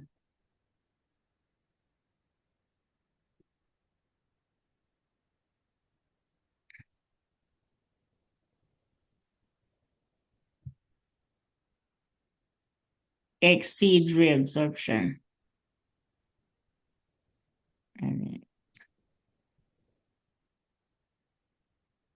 Okay, hold on. I think it exceeds, but let me.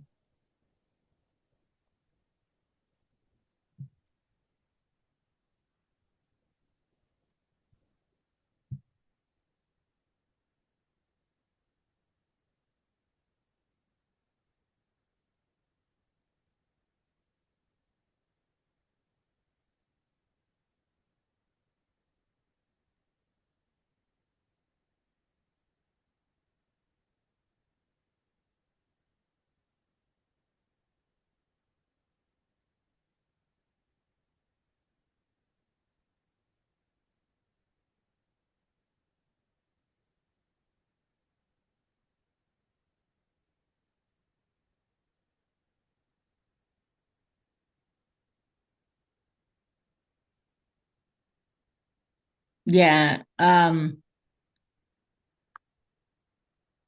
exceeds. Exceeds is correct here.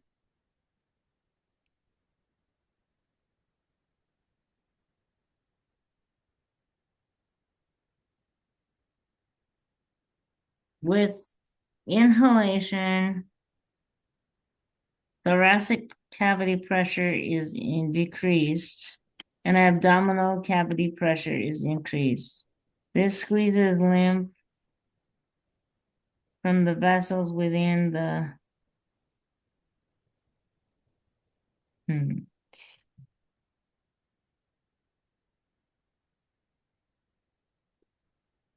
Okay, hold on. With inhalation,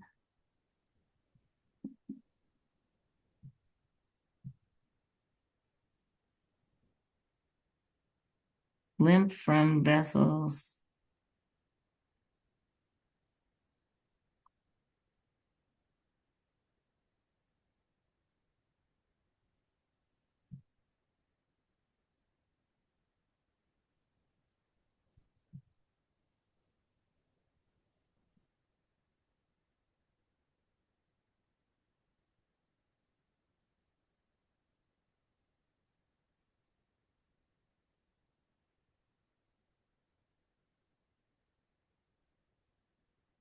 when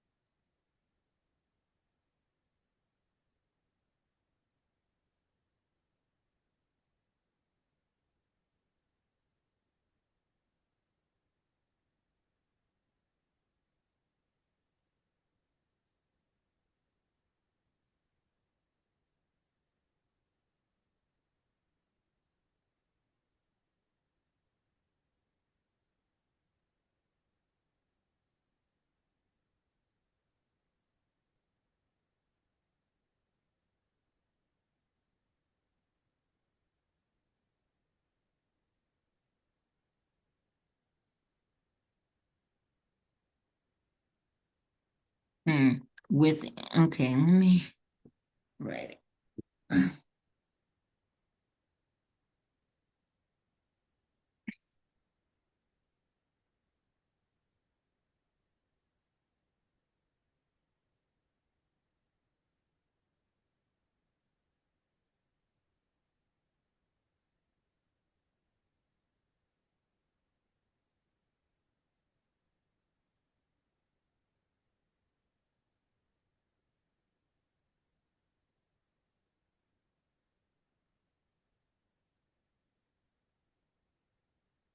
Mm,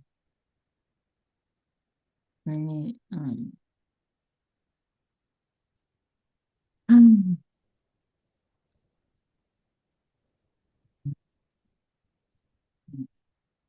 there. Okay.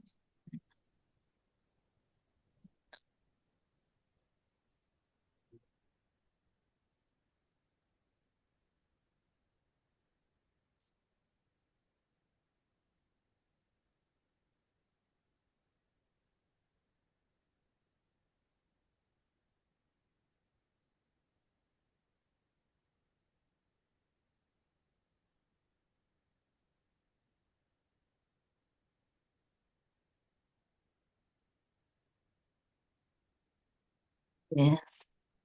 Inhalation, thoracic.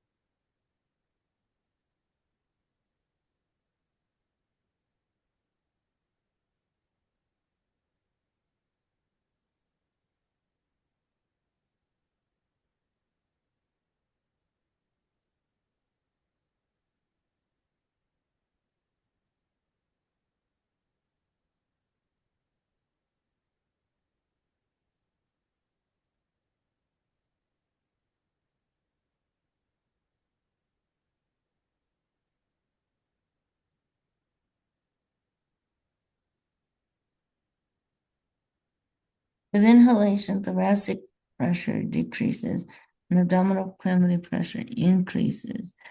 Um,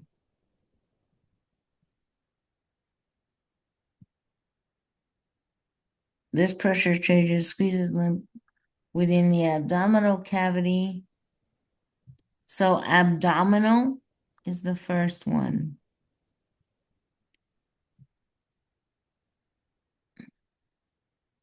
Abdominal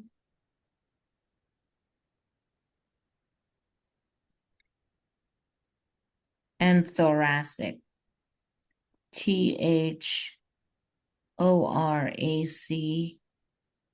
Thoracic.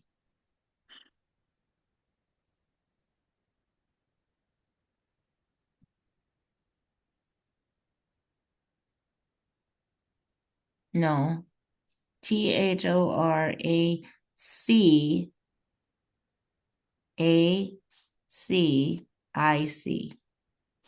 There you go.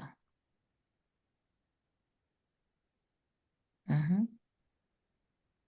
Lymph transports foreign particles such as bacteria and viruses to lymph system structures called lymph nodes. Lymph nodes.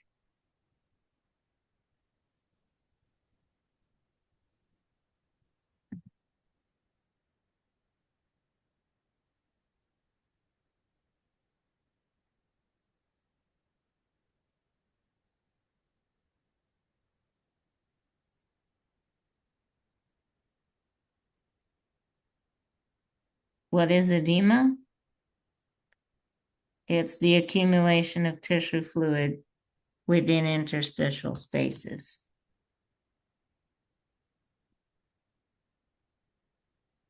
The accumulation of tissue fluid within interstitial spaces.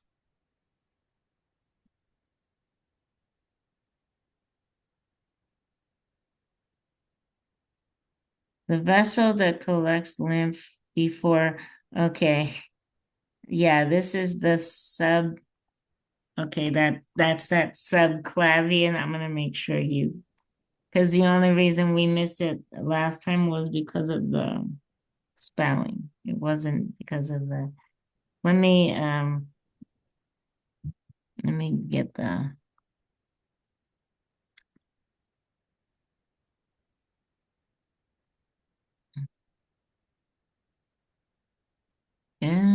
let's see. Hold on. Let's see.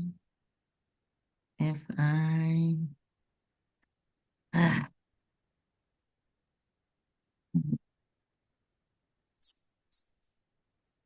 um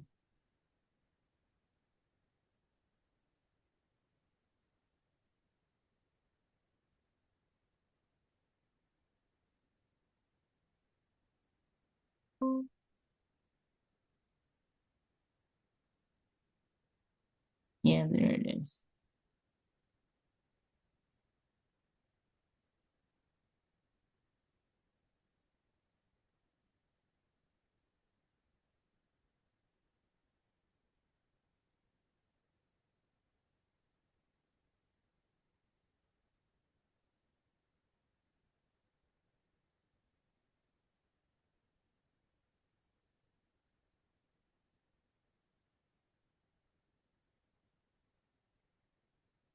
There's I put the word in the chat for you. Okay.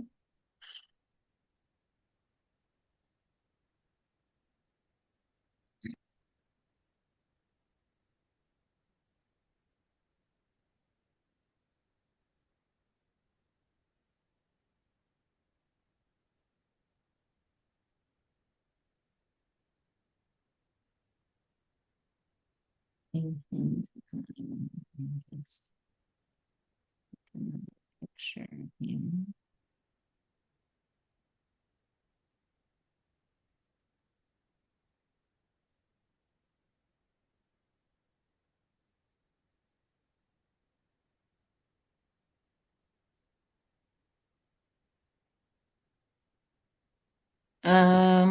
Indicate the two primary functions of lymph nodes.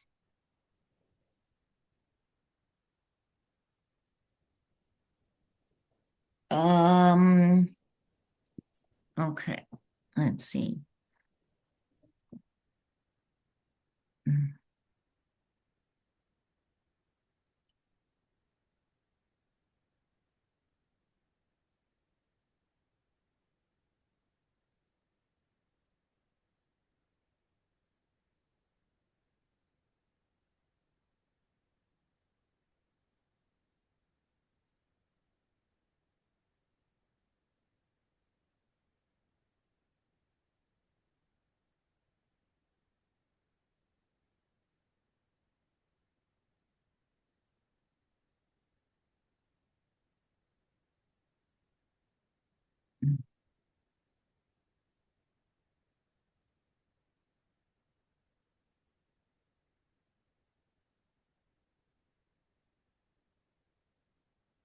So filtering lymph and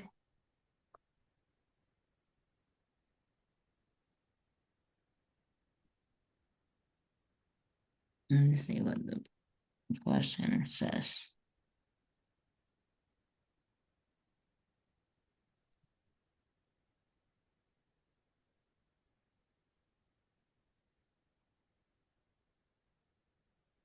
Okay, I don't know if it's um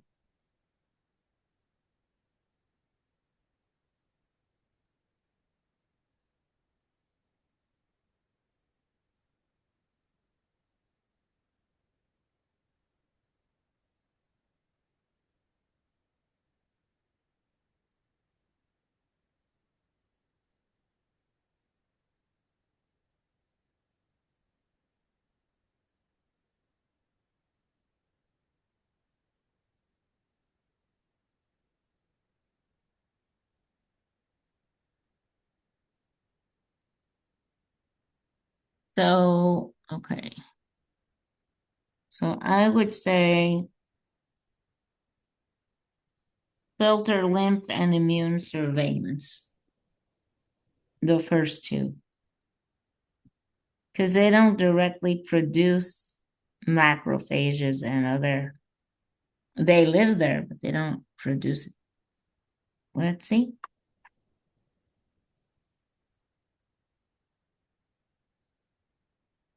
Yeah. Movement of lymph through the lymphatic vessels depends largely on skeletal and smooth muscle activity.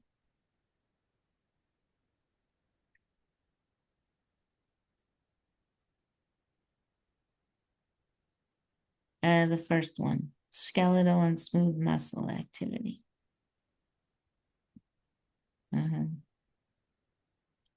Phagocytic cells in the lymph nodes called blank engulf and destroy. Okay, we didn't read that, so let's read that part.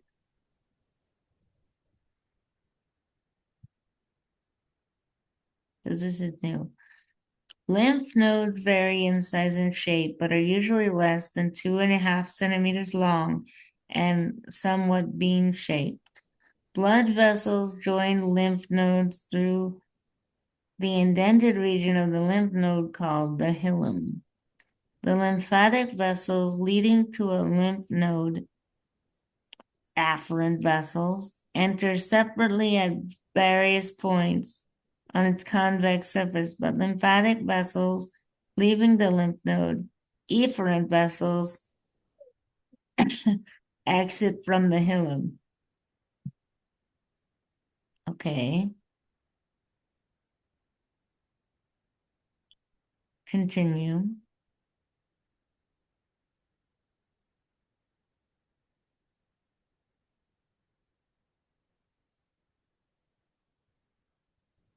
Okay. A capsule of connective tissue encloses each lymph node and divides it into compartments with strands of connective tissue called trabeculae. I don't know what trabeculae. Lymph nodes contain large numbers of lymphocytes, B and T cells, and macrophages that fight invading microorganisms. Masses of B cells and macrophages in the cortex are contained within lymphatic nodes. Lymphatic nodules, also called lymphatic follicles, the functional units of the lymph node. Near the center of the nodule is a germinal center where B cells divide and differentiate to form plasma cells upon encountering disease cells. As T cells migrate within the deeper cortex and into the medulla, they may interact with antigen-presenting cells. The spaces within a node called lymphatic sinuses provide a complex network of chambers and channels through which lymph circulates. Numerous macrophages are found within these sinuses. The subcapsular sinus, the space between the capsule and the cortex, is the first to receive lymph from the afferent vessels. Lymph drains from the sinuses into the medulla in the efferent vessels. Okay, that didn't tell us what we needed to know. Lymph nodes are generally groups and chains. Okay, scroll up. Okay, scroll.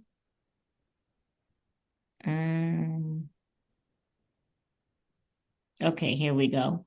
Lymph nodes have two primary functions: filtering potentially harmful particles from lymph, so filtering lymph, and monitoring bodily fluids, immune surveillance, performed by lymphocytes and macrophages.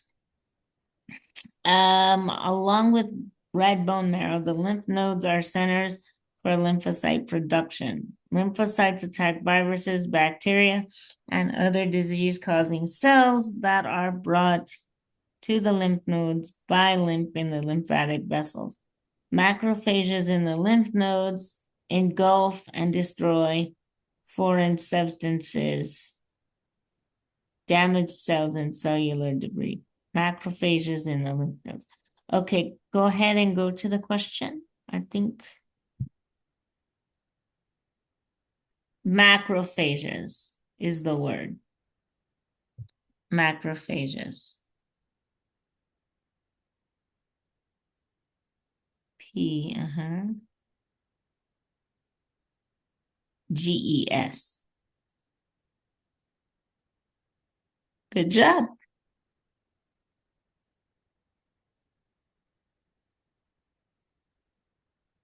What is the role of valves to prevent the backflow of lymph?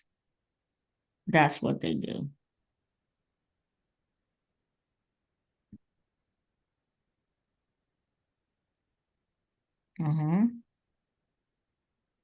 The soft bilobed, I think. The soft bilobed gland enclosed in a connective tissue capsule located anterior to the aorta and posterior to the upper part of the sternum is the blank.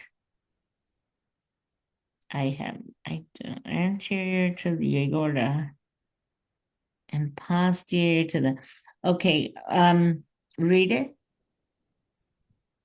Let's see what it says.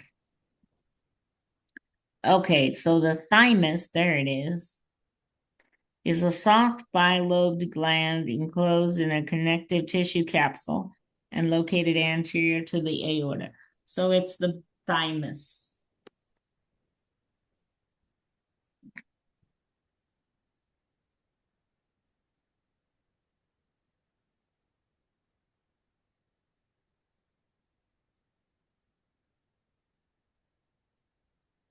Okay.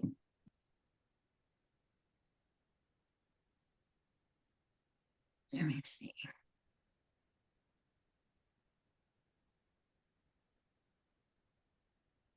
Let me do 23. Okay. Indicate the two pressure changes that occur with inhalation. Oh, Lord. Okay. All right. The two pressure changes that occur with inhalation. They've asked us this before. So let me go back.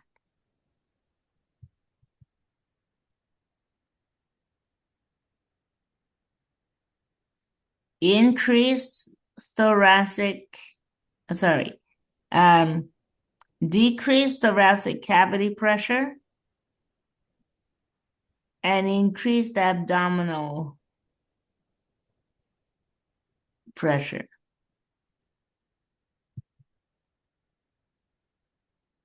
Decreased thoracic cavity and increased abdominal cavity pressure. So,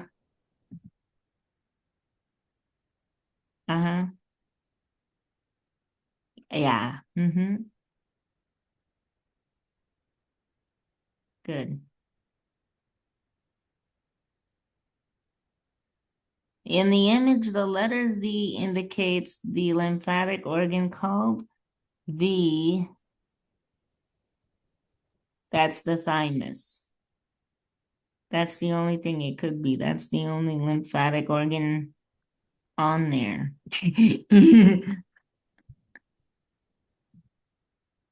Oops.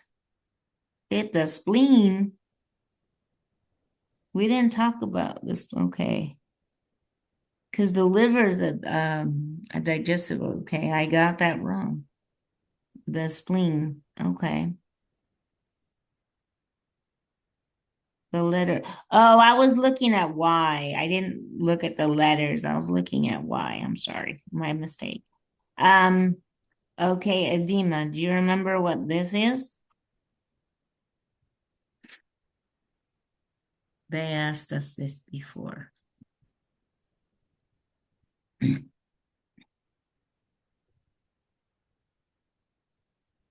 I think it's like inflammation in lymph nodes. Not quite. It's the accumulation of excess tissue fluid. It's not your lymph nodes that get swollen. It's fluid that backs up because your lymphatic system isn't getting rid of it from the interstitial spaces.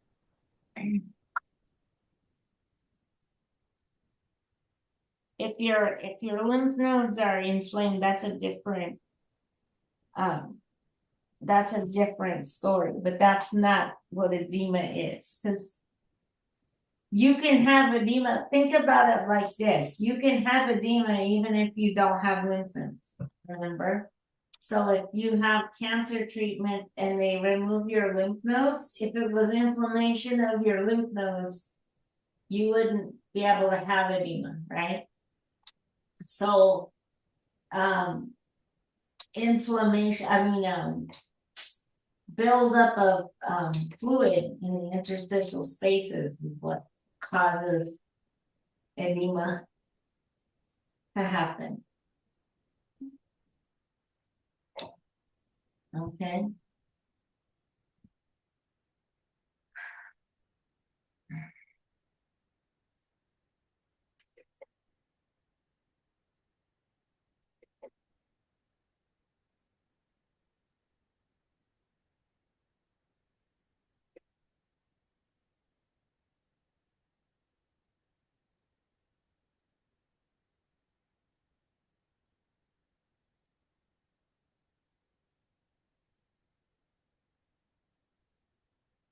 Okay. Which of the following are groups that contain Which of the following are groups that contain pathogens for humans? Okay, let's read this because I wouldn't think this would be in here, but okay.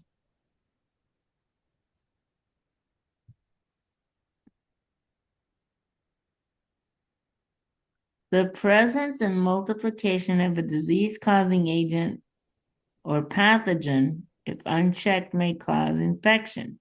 Pathogens include viruses, bacteria, fungi, and protozoans. So that's the four types: viruses, bacteria, fungi, and protozoan. Okay.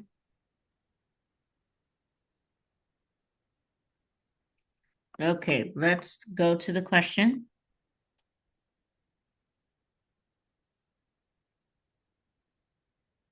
So the four things that I read you, remember what they were?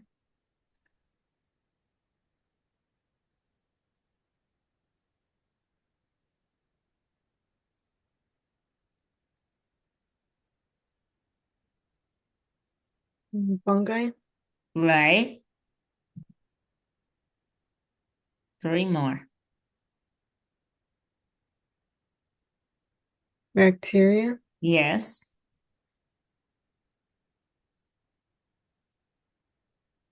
viruses, Okay. And the last one?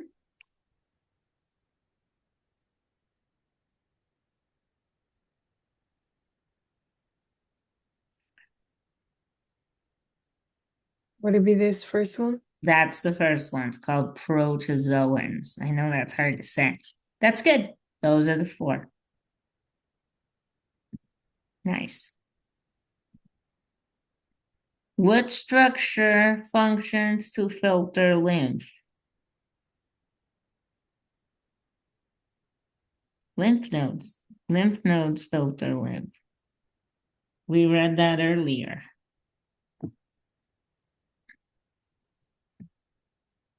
Lymph nodes filter lymph. Let me add some more pictures. Okay, within the stomach, the combination of enzymes and hydrochloric acid make the stomach more habitable to pathogens. I would say false, but let's read about it. I would say that would be false because if it's acidic, they're not going to want to be there. But let's read it and make sure.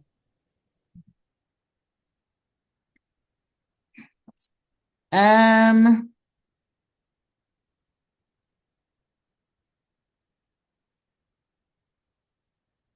Enzymes in the body fluids provide a chemical barrier to pathogens. Gastric juice, for example, contains the protein splitting enzyme pepsin and has a low pH due to the presence of hydrochloric acid. So yeah, they provide a barrier. They don't like it. The combined effect of pepsin and HCl kills many pathogens that enter the stomach. Similarly, tears contain the enzyme lysozyme, which destroys certain bacteria on the eyes. The accumulation of salt from perspiration kills certain bacteria on the skin. Okay, so no, it's false. They don't like that environment, which makes sense. Your body would want to defend you from that.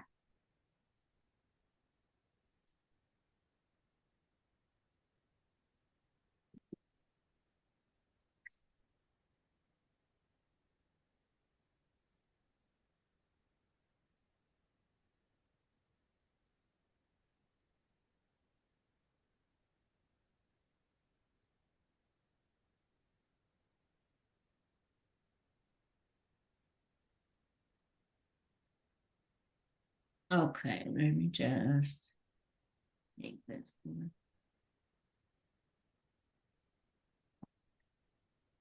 That's false.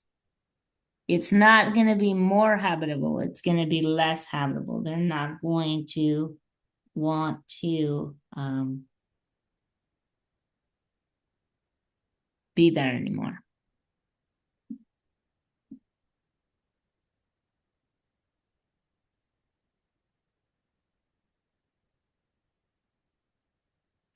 What cell type functions to engulf and destroy foreign substances, damaged cells, and cellular debris as lymph is being filtered by lymph nodes?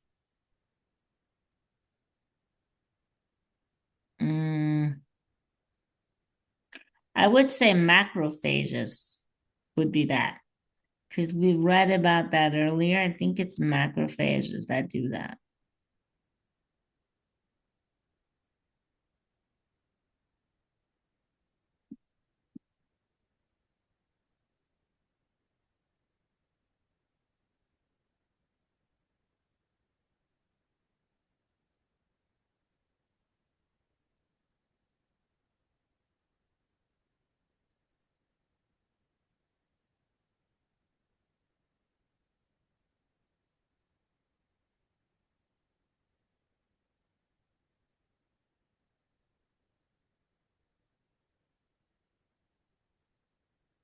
Interfere. Okay, I don't know this one. We have to look up what interferon does.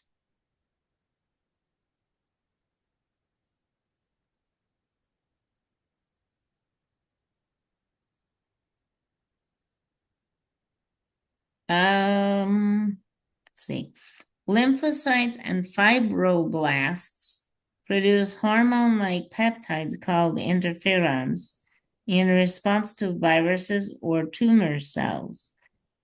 Once released from the virus-infected cell, interferon binds to receptors on uninfected cells, stimulating them to synthesize proteins that block replication of a variety of viruses. This interferon's effect is nonspecific. Interferons also stimulate phagocytosis and enhance the activity of other cells that help resist infections and the growth of tumors. So they help to defend against tumors. So let's read Let's look at the question again and see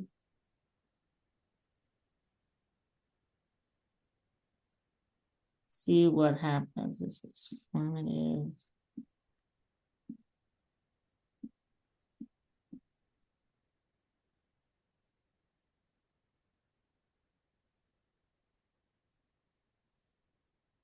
Okay, let me. Interferon is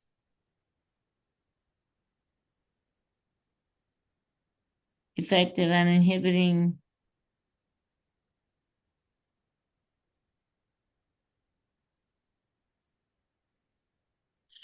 okay, I think it's viruses, but let me see. Um,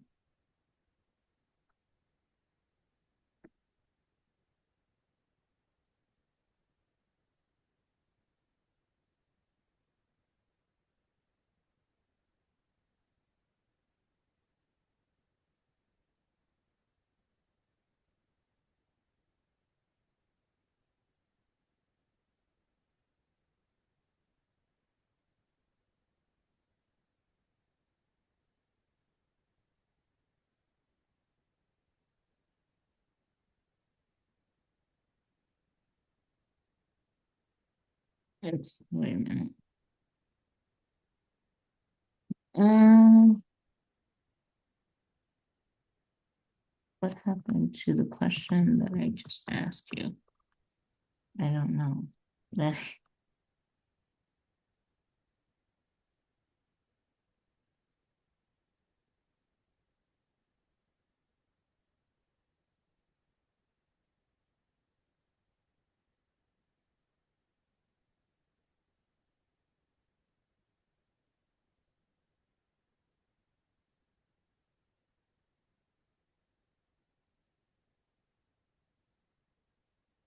yeah, it's viruses.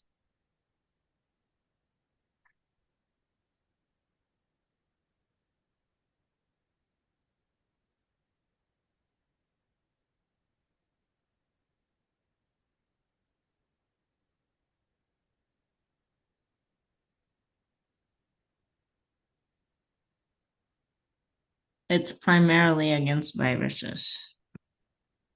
Okay.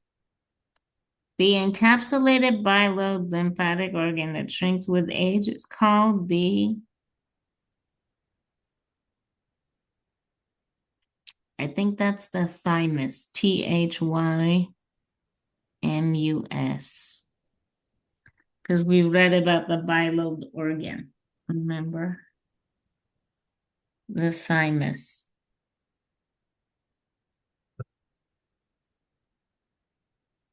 MUS.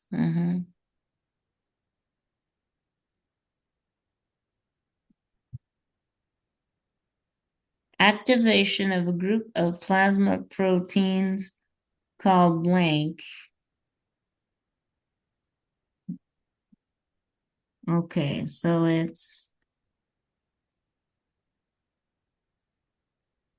this is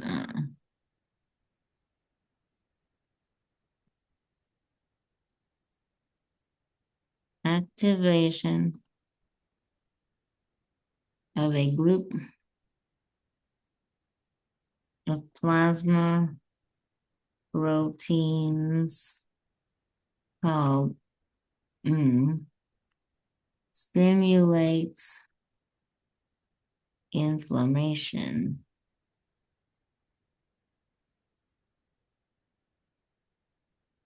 and enhances what? Phagocytosis. Okay.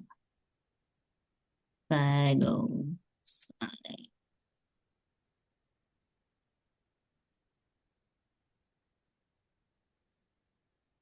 Okay, let's see. Um,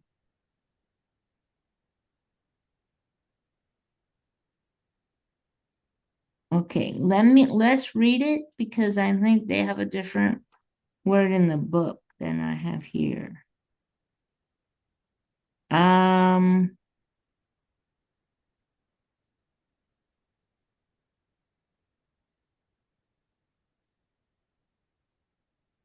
because I have the complement system. So, um, stimulates inflammation. Okay, let me see. Um,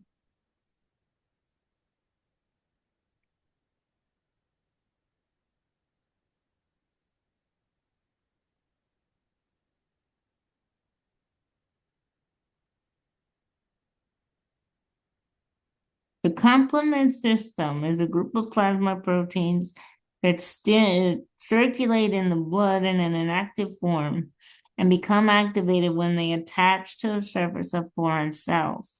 Upon activation, they interact with an amplifying series of reactions that enhance or complement.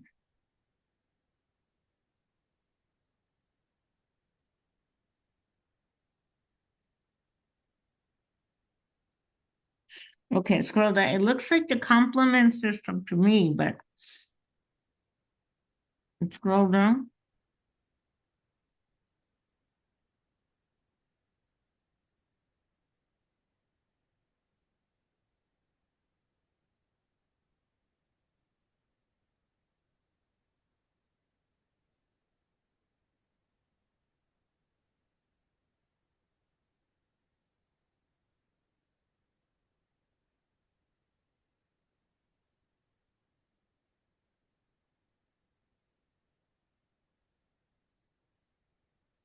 Okay, go back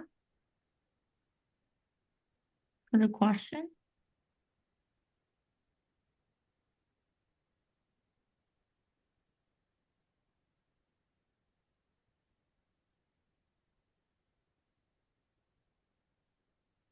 Hmm. Activation of a group of plasma proteins called,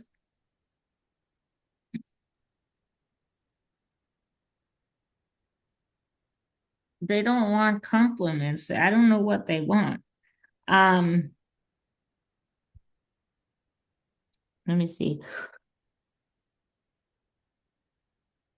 Because there's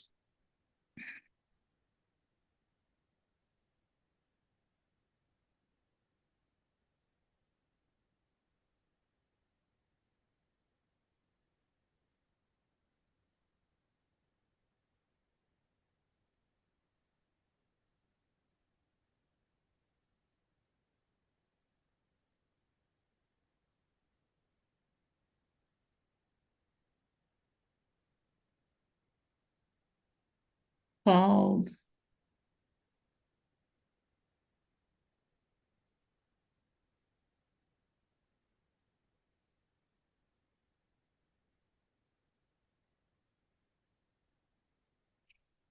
mm, I don't know.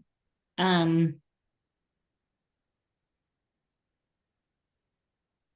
I'm not sure what they want. Um,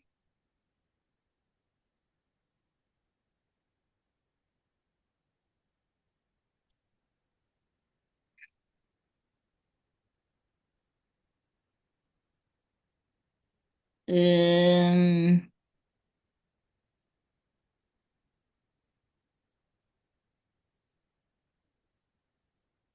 Try complement system and see. I don't think that's what it is, but try it anyway.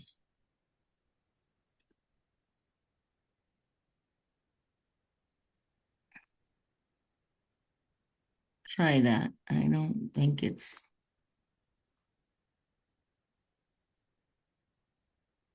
okay. That's just weird. First of all, it doesn't make grammatical sense, but anyway. Um, okay, so we have it right, but we know what they want now. Okay, that's not your fault. That's just poorly worded. It's poorly worded. Go ahead and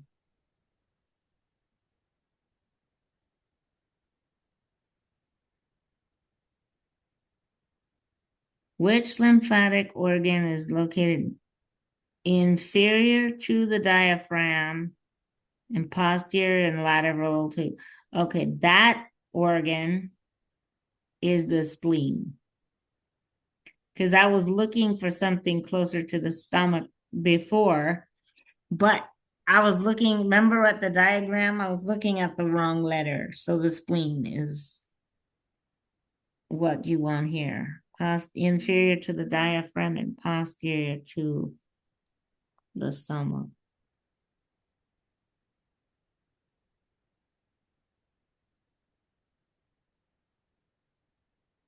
Spleen. Okay.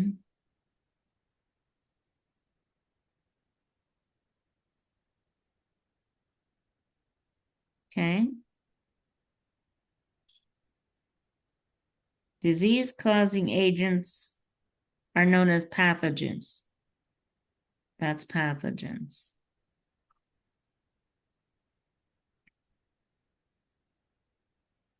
Uh-huh.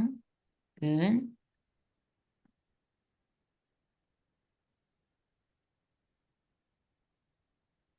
Released by natural killer cells, which substances lies cell membranes of infected cells.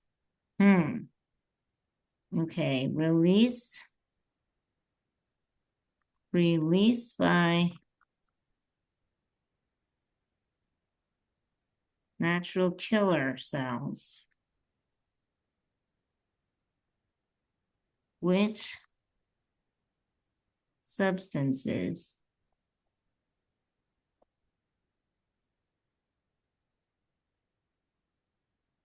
lies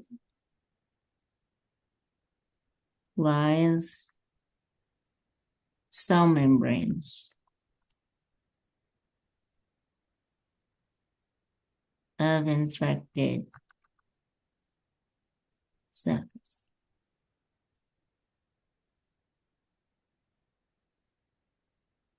Perforins and granzymes, which help lyse and destroy the membranes of infected cells. So it's perforins, the last one on the list. Perforins.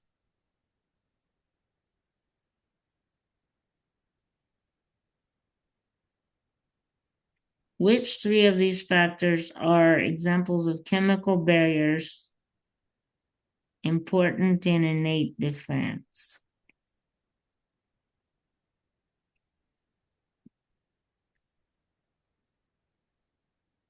So which three are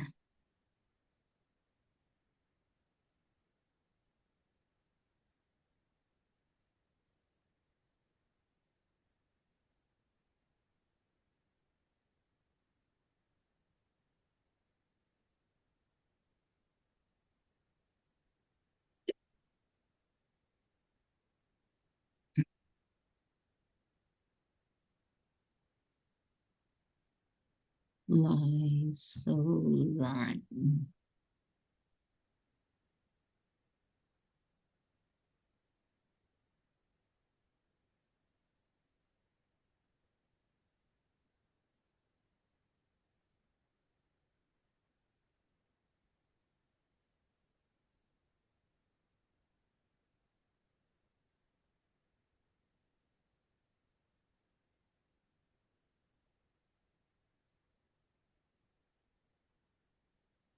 Dios, amiga, me gusta. Vas a ser alguien en la vida.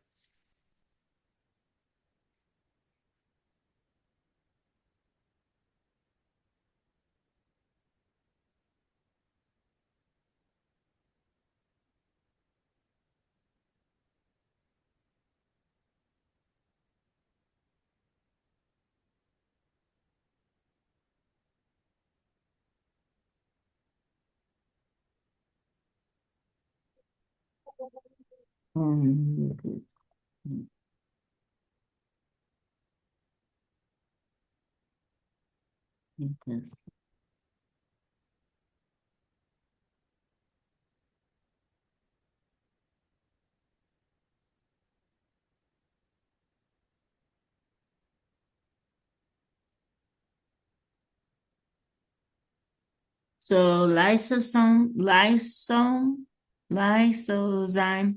found in tears, pepsin and HCl in gastric juice, and salt on skin due to perspiration.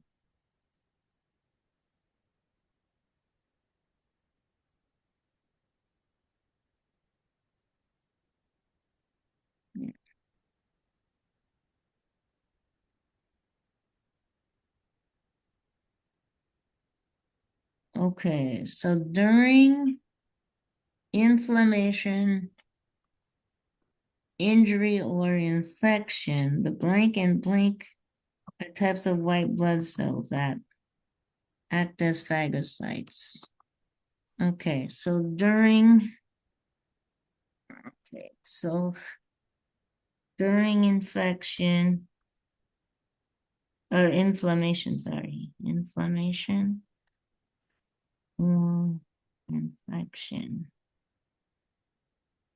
blank and blank are two.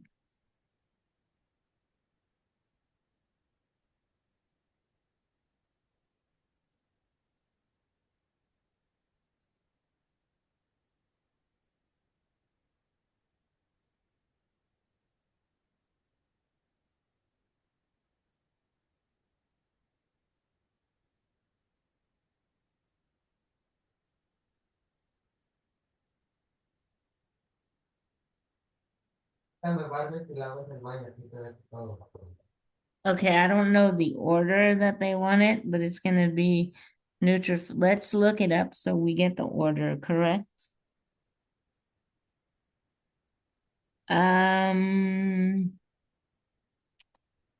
Okay.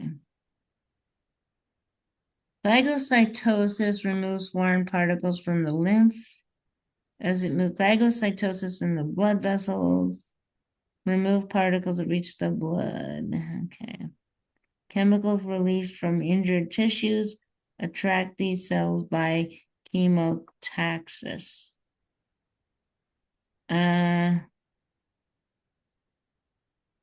So neutrophils, NEUTROPHILS, and monocytes.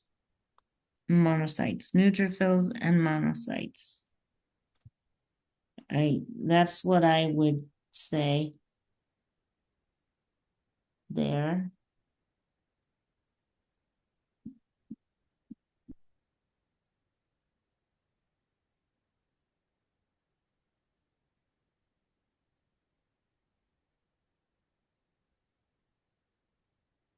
Neutrophils, ILS, and monocytes.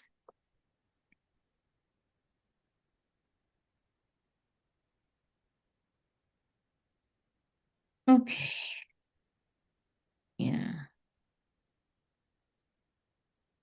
Which statement describes the actions of interferon? Interferon is released by viruses. Interferon binds to. No, it binds to uninfected cells and triggers a process that blocks replication of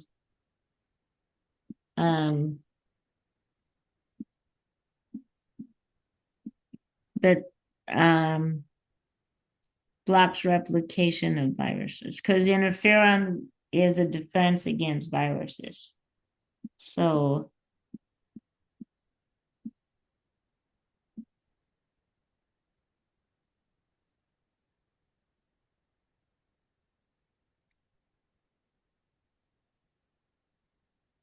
okay.